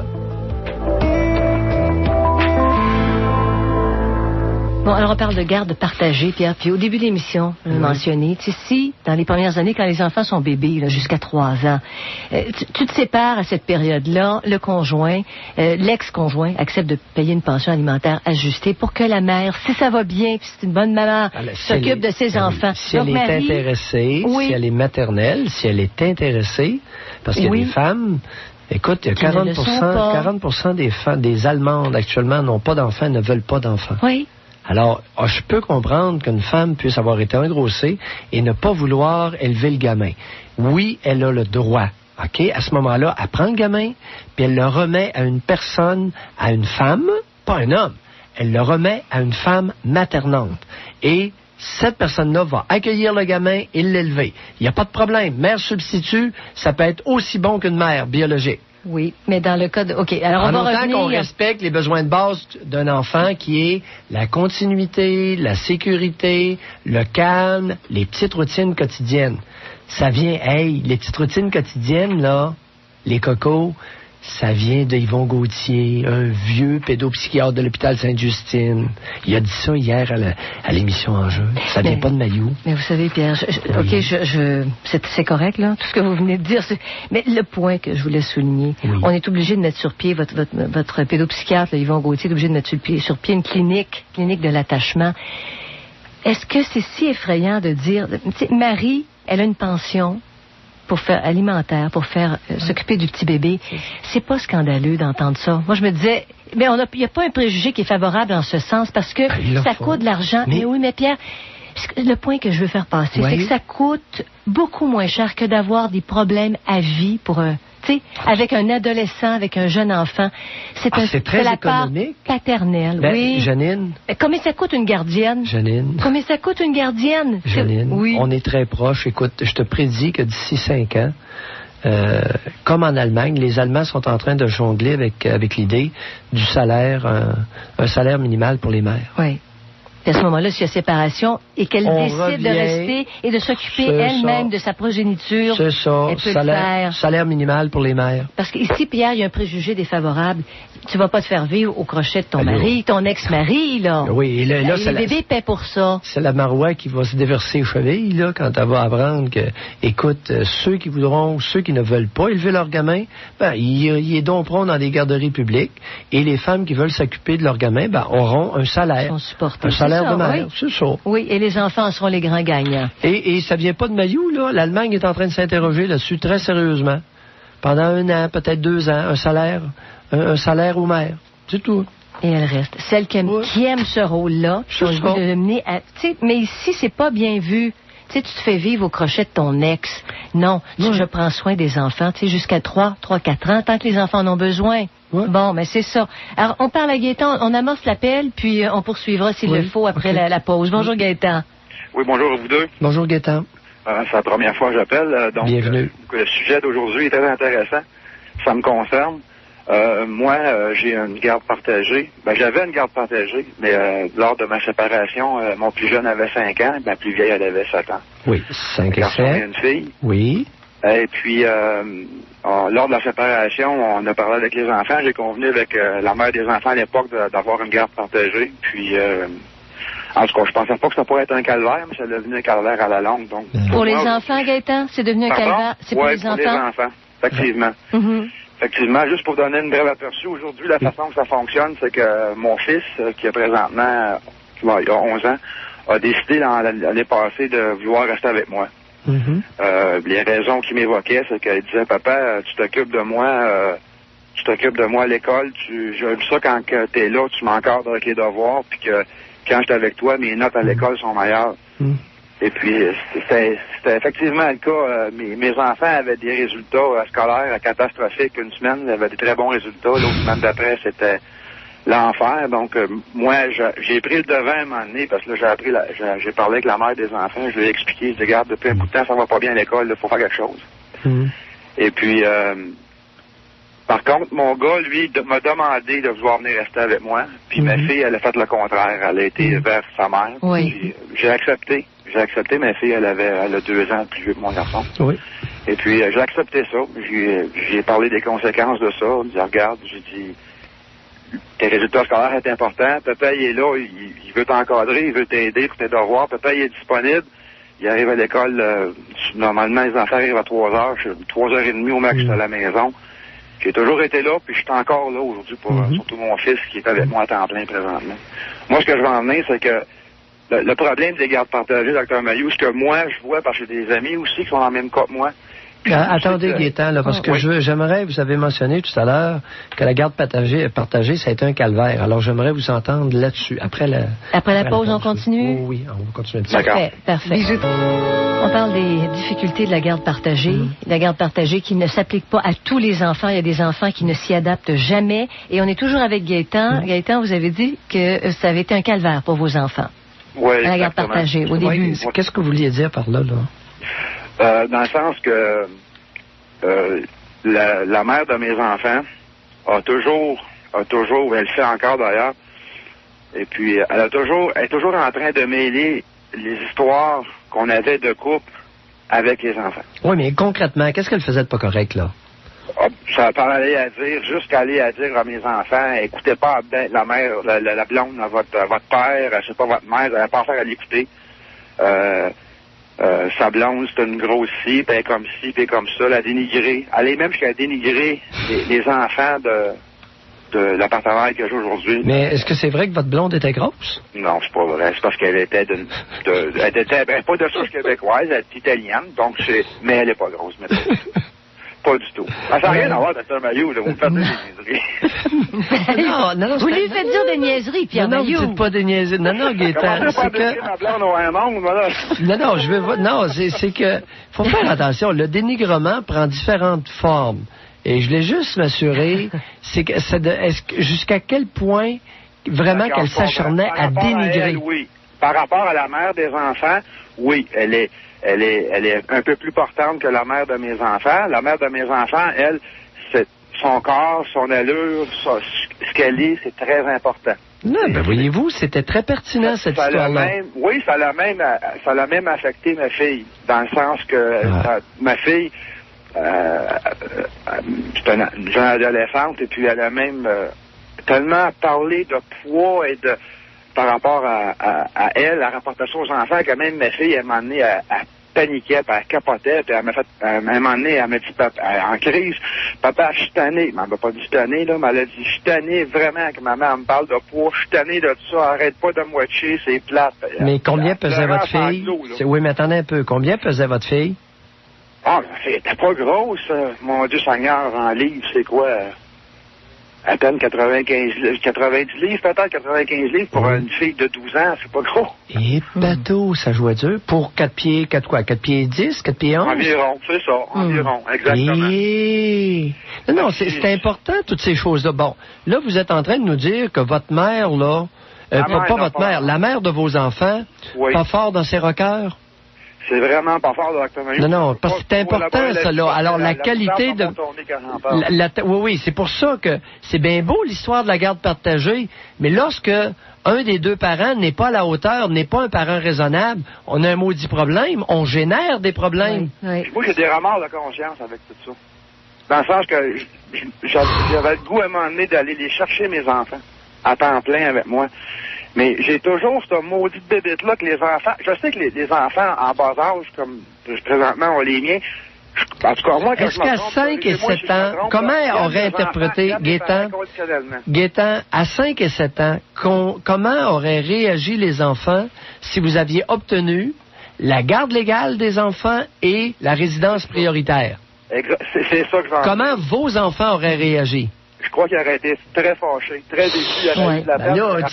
Tu vois-tu, Janine, c'est pas simple, cette histoire-là. Non, c'est pas simple, parce que... tu règles pas ça avec un coup de marteau, là. Tu sais, c'est à la table du juge, ça, là.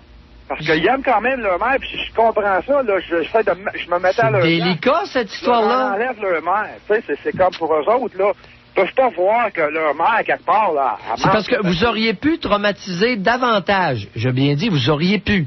Il y a une possibilité... Hein?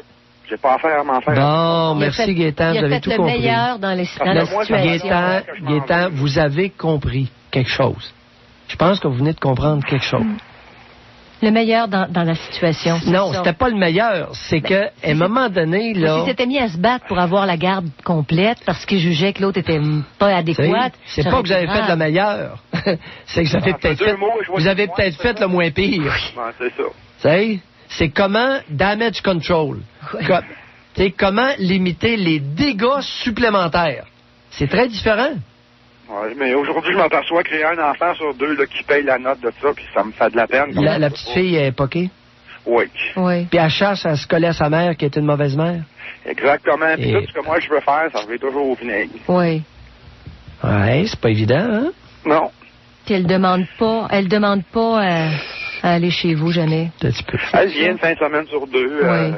Des fois, je... Non, attendez un peu, là. Qu'est-ce qui se passe, là? Ben, je trouve ça dommage. Je trouve ça très dommage parce que je suis un papa qui est disponible. Non, mais regardez, Gaétan. Ça me fait de la peine. Gaétan. Oui. J'ai l'impression que cette peine-là est non productive et peut vous nuire. Pardon?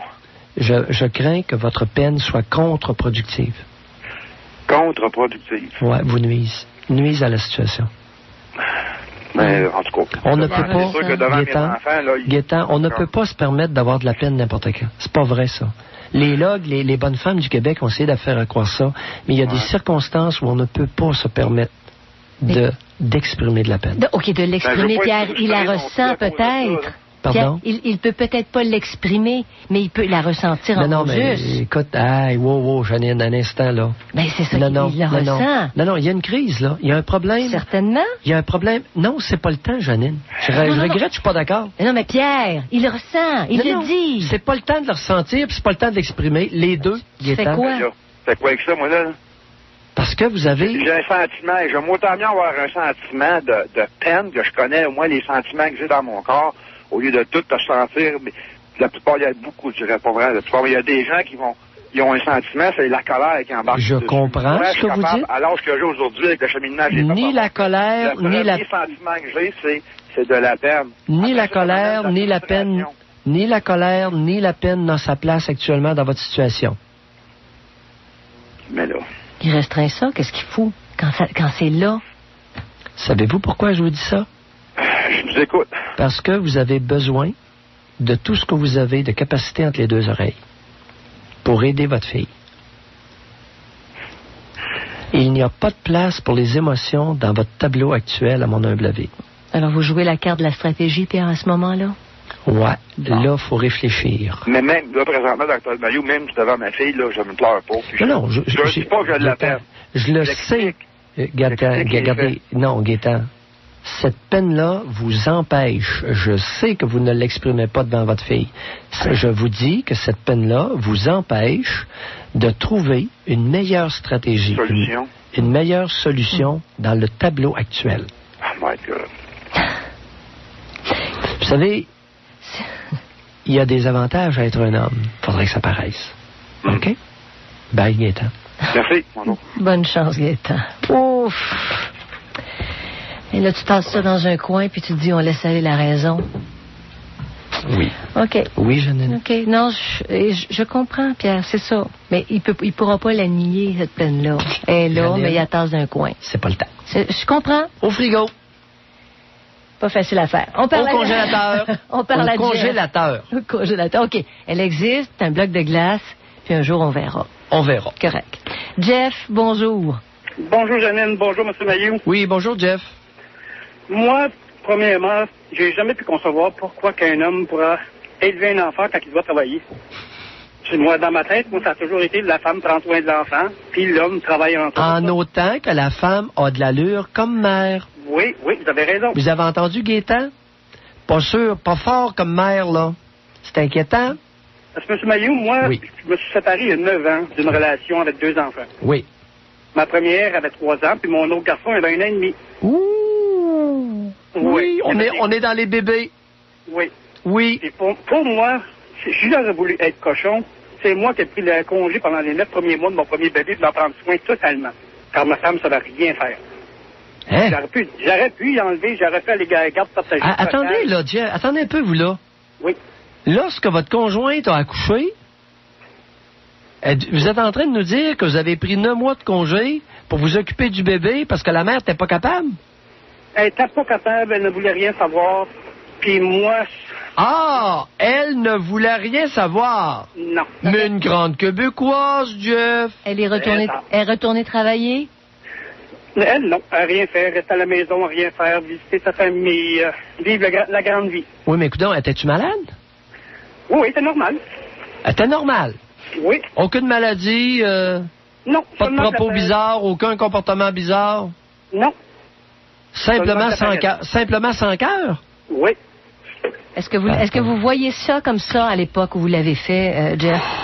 Moi, à l'époque, je ne pensais pas rien du tout. J'ai juste me suis seulement dit, je vais lui donner une chance de Oh, Jeff! Oui, je le sais, mais il fallait... Puis vous avez donné une deuxième chance parce qu'il y en a eu un autre 1 an et demi plus tard. Oui, ça, c'est discutable. Mais c'est un accident, c'est quoi? Non. On pense que c'est pas le mien parce qu'il me ressemble pas à rien, mais je l'ai pas contesté. Ben, bâtin. Pour vous êtes moi, pas sérieux. J'aime pas avoir le bénéfice du doute. Pour moi, c'est le mien. Bon, oui. OK, je comprends. Puis pour le petit garçon, c'est peut-être la meilleure chose que vous agissiez avec lui, comme si... Ouf! C'est ça. Hey, vous l'avez là. Continuez, je vous écoute. Moi, après ça, quand on s'est séparés, quand j'ai su pour toute l'histoire qu'est-ce qui se passait, on s'est séparés, j'ai été pour la garde partagée. Pour la simple raison que s'il arrivait quelque chose, je pouvais aller chercher tout de suite. Mais dans ma tête, c'est la mère qui prend soin des enfants. Voyez-vous, Jeff, très belle... Attendez un peu, on va faire une petite pause. Très bel exemple, Janine et Jeff, d'une garde légale. Si les deux parents, si la garde légale avait été laissée aux deux parents, ça permet à l'autre parent d'intervenir rapidement. C'est ça. Voyez-vous, au lieu d'établir une stupide garde partagée, ce que j'appellerais, moi, une activité intellectuelle de lâche, dans le cas que vous semblez présenter, on aurait pu simplement laisser la garde légale aux deux parents, pour l'instant, et avec un lieu de résidence, là, prioritaire. Oui, mais ce qui arrive, c'est que les femmes d'aujourd'hui savent que la garde légale, c'est que s'il arrive un pépin, tu n'as pas le droit de venir, il te faut ma permission. Donc la garde, Pierre, à ce moment-là, la garde partagée, les deux parents, c'est même pas remis en question, tu as la garde légale pour le temps que tu es avec l'enfant. On confond, ce qu'on peut être taré au Québec, quelle gang de primitifs. On confond la garde légale avec la résidence prioritaire. J'en reviens pas. Et là, pour pouvoir avoir l'accès légal, garder la responsabilité légale de l'enfant, faut partager l'enfant entre deux lieux. Faut-tu pas être évolué, maudit trace de peu avancé? C'est juridique, là. Non informé. Non. Vous êtes pire, on serait une race d'ignorants. Désolé.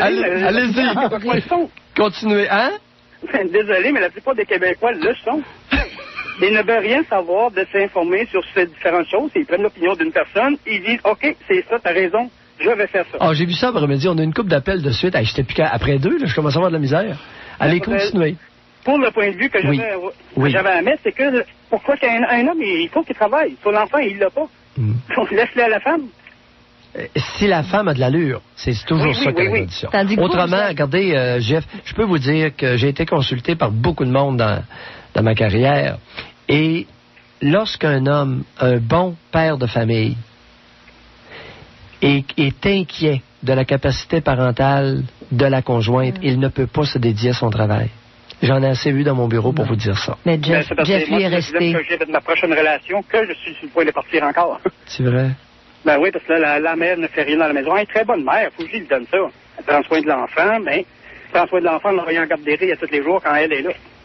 Attendez, Jeff. Jeff. Oui, on va aux nouvelles puis on revient à Jeff, Pierre. Je te dis qu'au Québec, là, la bonne femme québécoise, elle est plurielle.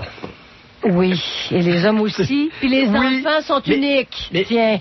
Ils sont pluriels, eux autres aussi. Et pluriels. Retrouvons le psychiatre Pierre Mailloux et notre animatrice, Janine Ross. On parle des gardes partagées aujourd'hui. On est en contact avec Jeff. Jeff qui nous a expliqué un premier tableau.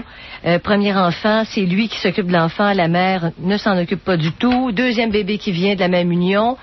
Et puis là, vous êtes rendu avec une autre pas nécessairement union. Le sien, ou paternité douteuse. Oui. Et deuxième union. Oui. Oui, le deuxième union, ça s'en vient le même pattern que le premier. Dans quel sens? Mon plus jeune a 2 ans. Attendez un peu, là, je comprends pas. Là, on dirait qu'il y a un scénario qui se répète.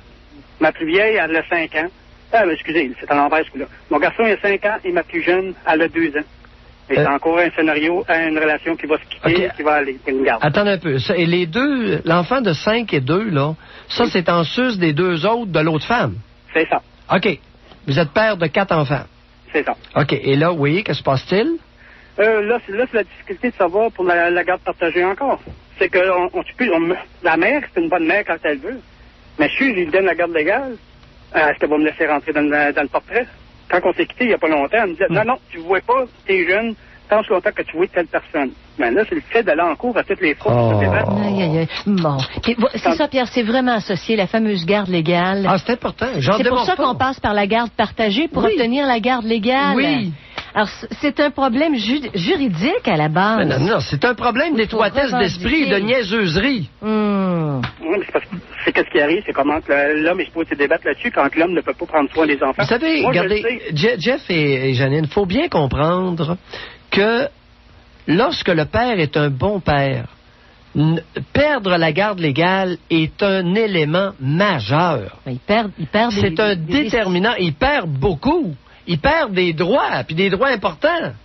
Il perd une crédibilité. Oui. Oui, alors là, les juristes, là, pourriez-vous vous enlever les droits dans le nez, mesdames, parce que c'est tout un monde de madame à cette heure. Les madames, là, les madames du droit, pourriez-vous vous enlever les droits dans le nez et réfléchir aux conséquences d'enlever à un bon père la garde légale d'un enfant? Non, mais M. Bayou, moi, je dis pas que je suis un bon père. Moi, je ne pourrais pas être un bon père comme une mère. C'est ça, j'essaie de le... Non. Jeff, la garde légale, juste sur ce point-là. Ben non, Janine. Oui. Et Jeff. Oui. Être un bon père, là, c'est pas donner la mamelle, c'est pas donner le sein au petit. Non, c'est être capable d'en prendre soin 24 heures sur 24. Non, c'est... Écoutez, comprenez-vous, là?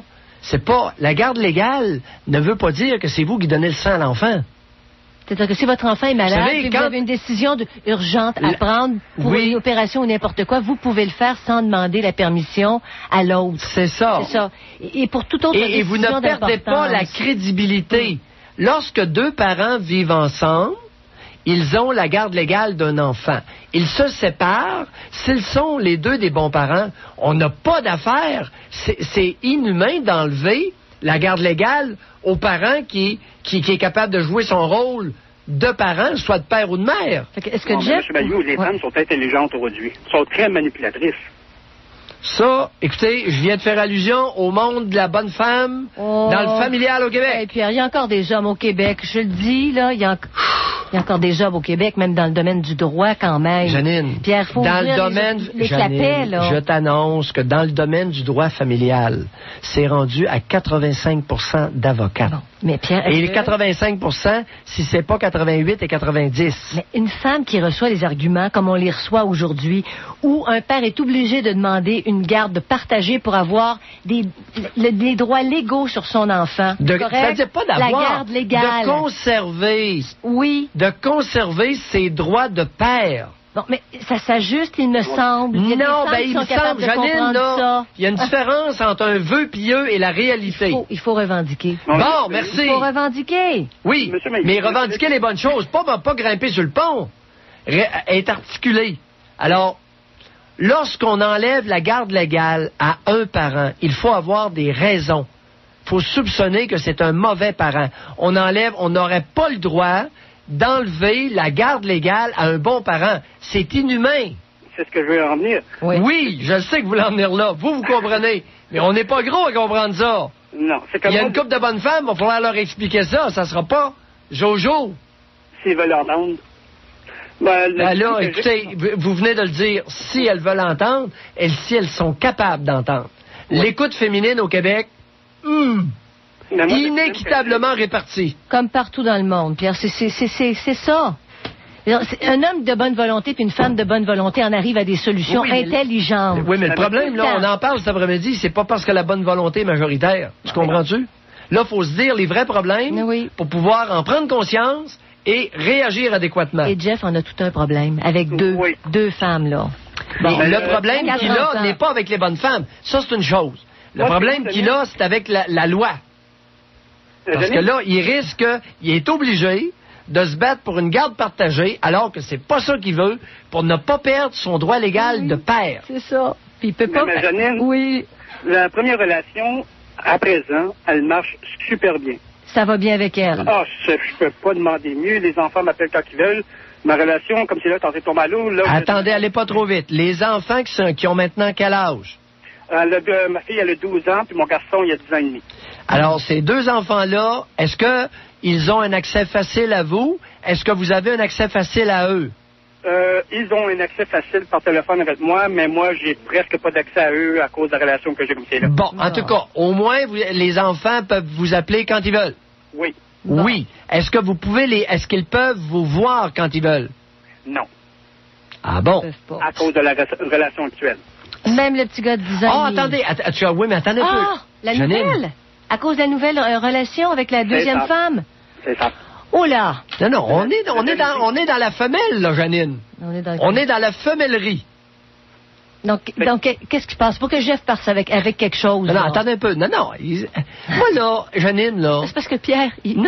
On a des impératifs radio. Non, mais Janine, bien planter un problème, bien exposer un problème, c'est souvent à moitié résolu. Bon, alors continuons. Oui, juste ça.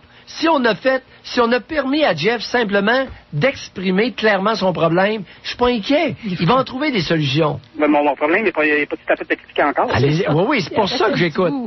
Le problème que j'ai à présent, c'est que depuis que je suis tombé malade, j'ai fait une dépression et j'ai été diagnostiqué bipolaire maniaco-dépressif. Ouais, là, vous êtes foutu. Ouais, j'espère que le diagnostic est bon, parce que vous êtes fait à l'os. Vous avez plus, avec un diagnostic comme ça, vous n'avez à peu près plus aucune crédibilité devant les tribunaux. C'est ça mon problème que j'ai comme c'est là. C'est qu'elle me le dit à tous les jours maintenant. Hey, avez-vous déjà fait un accès psychotique? Non. Avez-vous déjà été déconnecté de la réalité? Non. Alors pourquoi vous êtes diagnostiqué bipolaire? Le psychiatre me disait comme quoi je faisais qu'est-ce qu'on appelle des hauts et des bas, mais trop à l'extrême. J'ai fait une tentative de suicide due à la relation que j'avais comme c'est là. Ça, c'est dans le cadre de la deuxième relation? Oui. C'est la relation actuelle. C'est que la femme est très dominante, puis ça venait que, en avant des enfants, elle disait, t'es un truc de cul, ici, pis ça, puis moi, je suis pas capable de répondre là-dessus en avant des enfants, mais elle, c'est pour à longue, ça m'a pogné au cœur, puis moi, je suis une personne qui fait des 120 heures par semaine. Sur la fatigue, à jouer un gros jeu là-dedans aussi. Ouais. Il travaille comme un fou, hein. Bon. Non, je travaille comme un fou, j'ai gagné de... Non, vous ne travaillez pas comme un fou, vous travaillez comme un esclave. Puis c'est elle qui a tout l'argent. Fait que vous n'êtes pas libre. Vous pouvez même pas... vous pouvez même pas vous en aller. Quel âge avez-vous, Jeff? J'ai 37. Eh, bateau. Mais je ne changerai pas mes manières. C'est seulement que je changerai de personne que je suis avec. Mes manières, je me trouve très bon de la façon dont je me suis élevé moi-même. Puis je me dis à moi-même, c'est seulement que la femme qui en prend avantage, il suffit de changer. C'est-à-dire, qu'est-ce que vous voulez dire par là? C'est que moi, c'est une personne que je vais mettre ma paye sur la table, tu sais, occupe-toi de tout, si t'as besoin d'un coup de main dans la maison, je vais le faire. Oui. Mais là, la personne que je t'avais exagère sur tous les points de vue. Elle vous exploite. Oui, à l'extrême, là, elle est en train de me faire sauter une coche encore une deuxième fois, puis elle sait comment pousser quel bouton exactement, puis elle connaît la loi, puis c'est ça. Vous pensez vous en aller, mais vous n'avez pas un sou pour le faire. C'est pas les sous qui me dérangent, c'est les enfants. Les enfants, c'est ça. Encore 5 et 2 ans. Oui, c'est comme je suis encore très près de mes enfants, puis là, elle leur... Jeff, est-ce que vous avez une vasectomie? Non. Ça presse. Oui, je sais. OK? Première étape. Oui. Première étape, vasectomie. Bye. On parle de garde partagée, puis on voit la complexité des dossiers, Pierre. Il n'y en a pas un qui est pareil depuis le début. Pas un des dossiers. Ça, c'est une belle observation. Effectivement, c'est jamais pareil d'un cas à l'autre. D'où l'important d'avoir un cadre théorique ou un cadre de référence souple et bien garni. Ouais. Et non pas des maudits raisonnements niaiseux. La garde partagée pour tout le monde.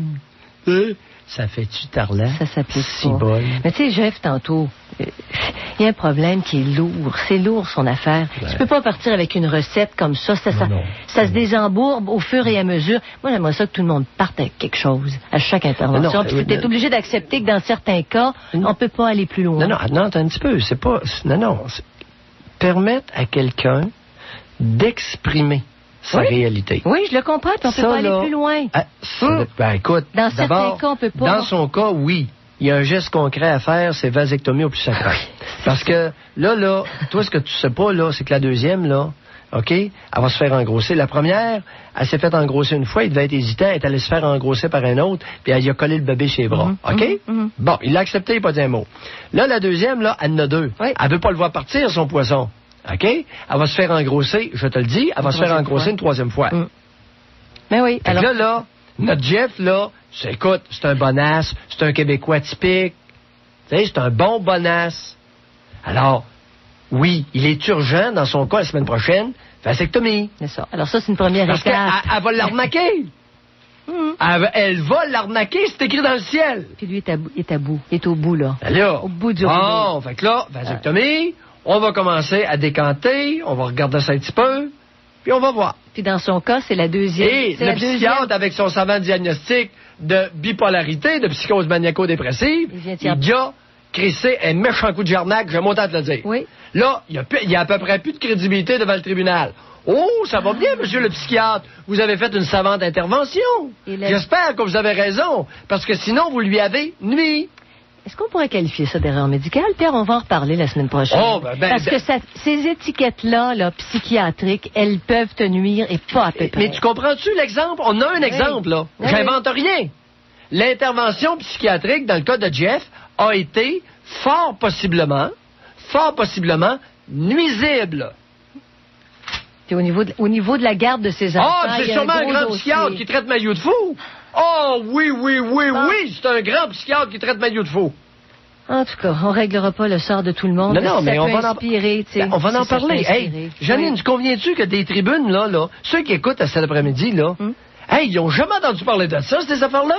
Non. Ça sort d'où? Ça sort du Québec. Et Jeff est perdant par rapport à la garde des enfants là, dans un dossier comme ça. Alors là, au moins, les auditeurs vont comprendre pourquoi Maillot dit que c'est bien important que quand on enlève la garde légale à un parent, c'est important que ce soit un mauvais parent. Sinon, on vient d'y couper les jambes. On fait pas ça, ni à un homme, ni au père, ni à la mère. Alors, on parle à Richard maintenant. Bonjour, Richard. Bonjour, Janine et M. Maillot. Bonjour, Richard. Félicitations pour votre émission. Merci, Richard. Je vais en profiter pour ouvrir une parenthèse pour le premier intervenant tantôt. Moi, ça fait longtemps que j'aurais aimé de passer ce message-là. Je vais profiter de votre tribune téléphonique. Allez-y, asseyez-vous.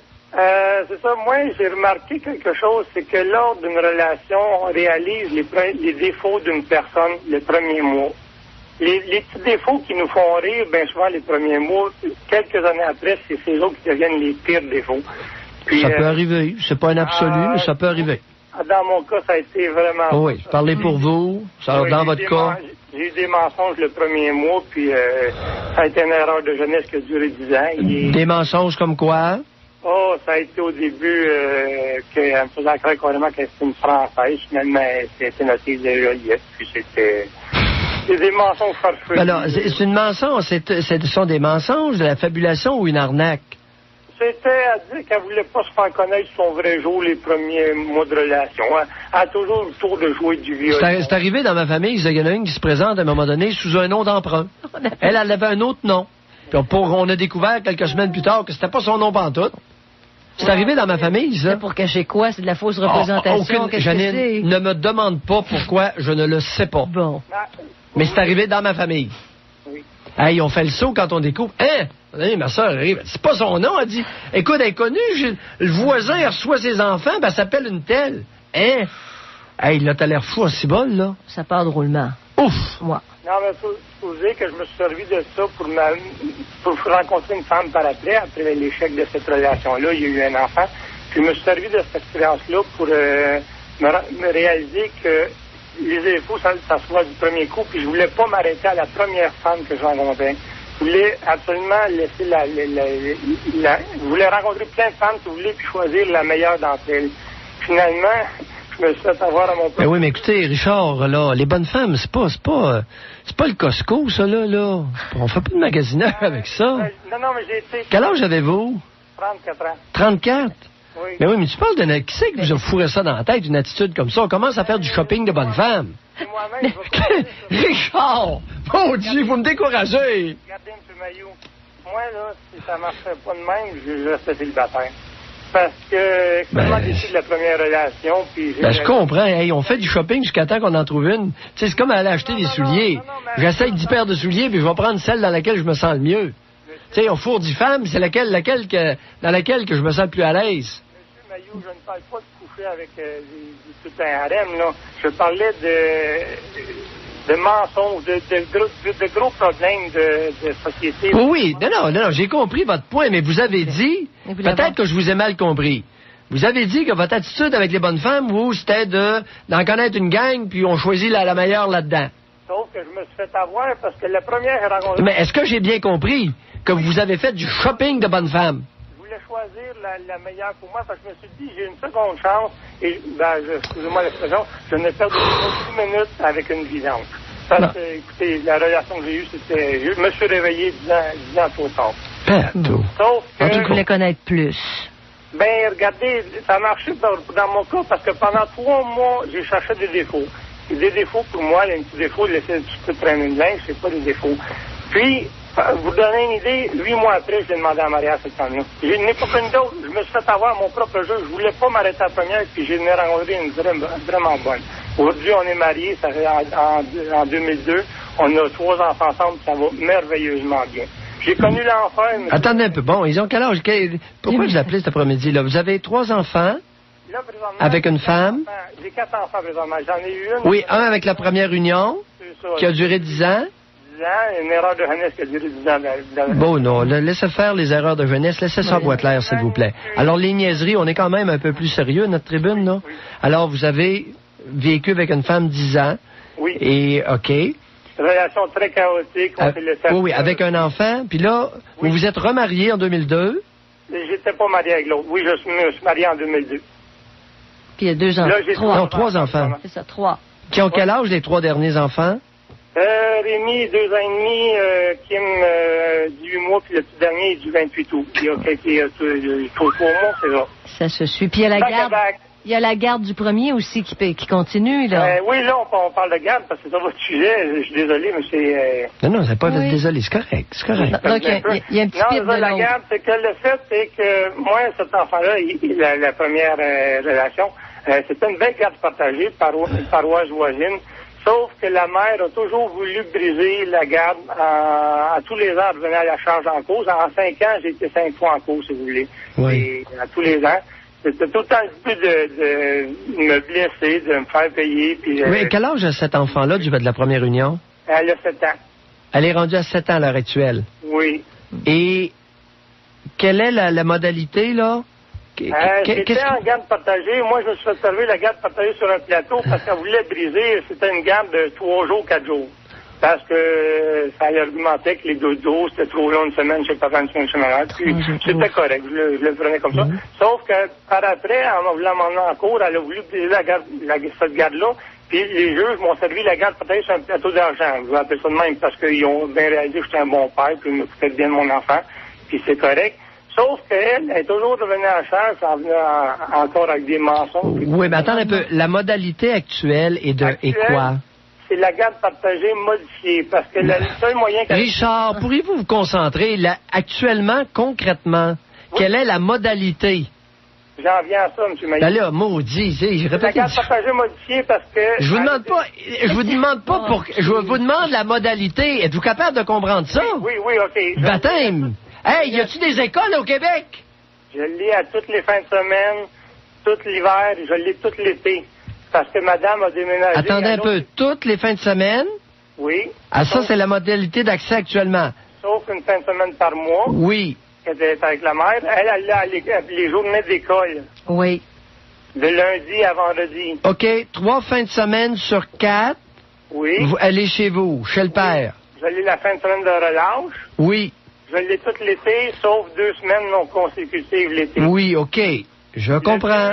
Le but, c'est parce que madame, pour briser la garde partagée, le seul moyen de la trouver, c'est de déménager à l'autre extrémité de la région. Bon, ça marche pas.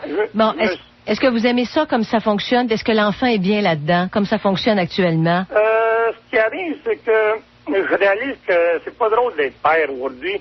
Richard, pourriez-vous vous concentrer, s'il vous plaît? Janine vous pose une question. Oui. Enlevez-vous les doigts dans le nez. Oui. Bon, Janine a posé une question. Écoutez, moi, je veux bien que vous parliez, mais décrottez-vous les oreilles, bâtins. OK. Je vous disais que c'est pas terrible parce que, premièrement, l'enfant, il vit les échanges. La mère se trouve à avoir des problèmes avec le fait qu'on soit séparés. Mais l'enfant, comment elle évolue? Janine veut savoir comment évolue l'enfant là-dedans.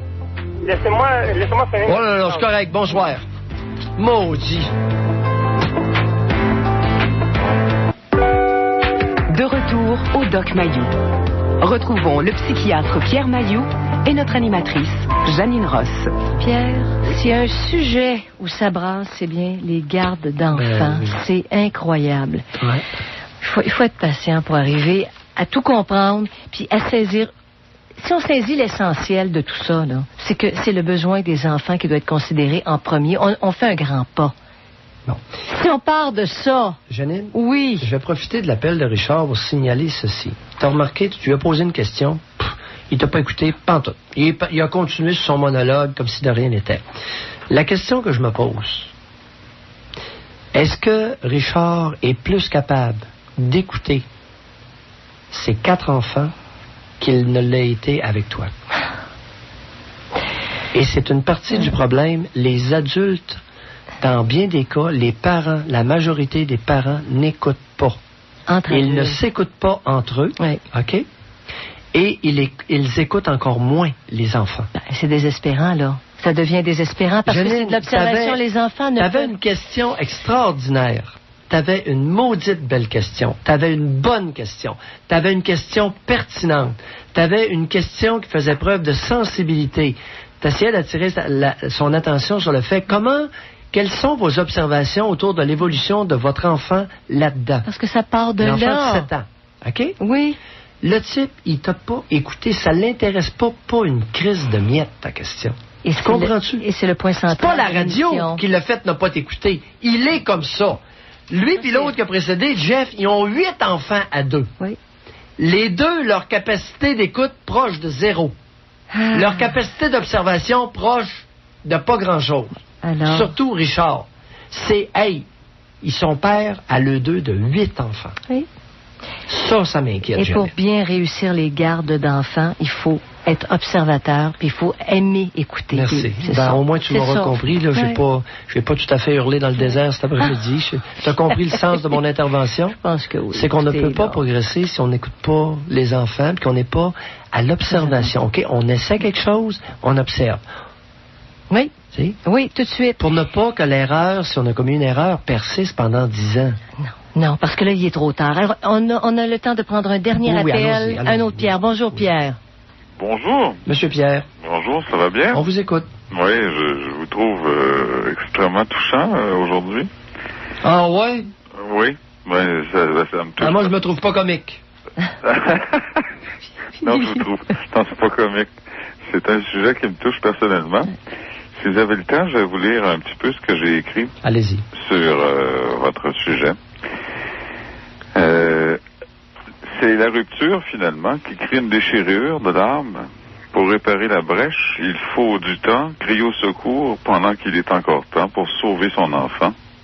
Je veux tout simplement vous dire merci à sa femme d'avoir souffert peut-être pendant l'accouchement, et sûr qu'elle a souffert. Oui, la rupture, la sérénité vers le futur, on ne peut s'imaginer comment ça fait mal d'aimer. Souvent, troublé par nos difficultés, un message, une belle parole, une caresse, deux êtres pourraient peut-être s'aimer. Et la séparation mène à la méchanceté, le désarroi, le déséquilibre, le désespoir. La consommation, mal pris, on peut accuser quelqu'un de fuite. Mais dans le fond, c'est une projection de soi-même qui s'accuse de pouvoir guérir ses blessures, ses malaises, ses troubles et son intérieur. Et le résultat, le malheur, la douleur, la souffrance de l'âme, la détresse du cœur, la douleur persistante créent des émotions d'une détresse qui sème l'émoi dans soi, être sereine pour soulager mes peines, calmer mes angoisses, mes tourments, pour aller de l'avant. Et l'image du bonheur qui soulage les pleurs. Il y a au moins un point sur lequel je suis tout à fait d'accord, puis ça correspond à un appel. Oui. C'est que, et Janine était un petit peu surprise tout à l'heure, lorsque j'ai dit à quelqu'un que ce n'était pas le temps, ni de ressentir, ni d'exprimer sa tristesse. Non, alors, parce que les émotions, vous avez très bien compris, les émotions peuvent engendrer un émoi intérieur et on n'a pas besoin de ça. C'est beaucoup plus de calme intérieur qu'on a besoin pour faire face à une situation difficile. Attends, laisse-moi finir. Oui. Pierre, Monsieur Pierre, grand poète de l'âme, nous ne pourrons que continuer parce que nous devons nous quitter. Merci Pierre de votre contribution. Bye. À demain, Pierre, on parle des voisins gonflables.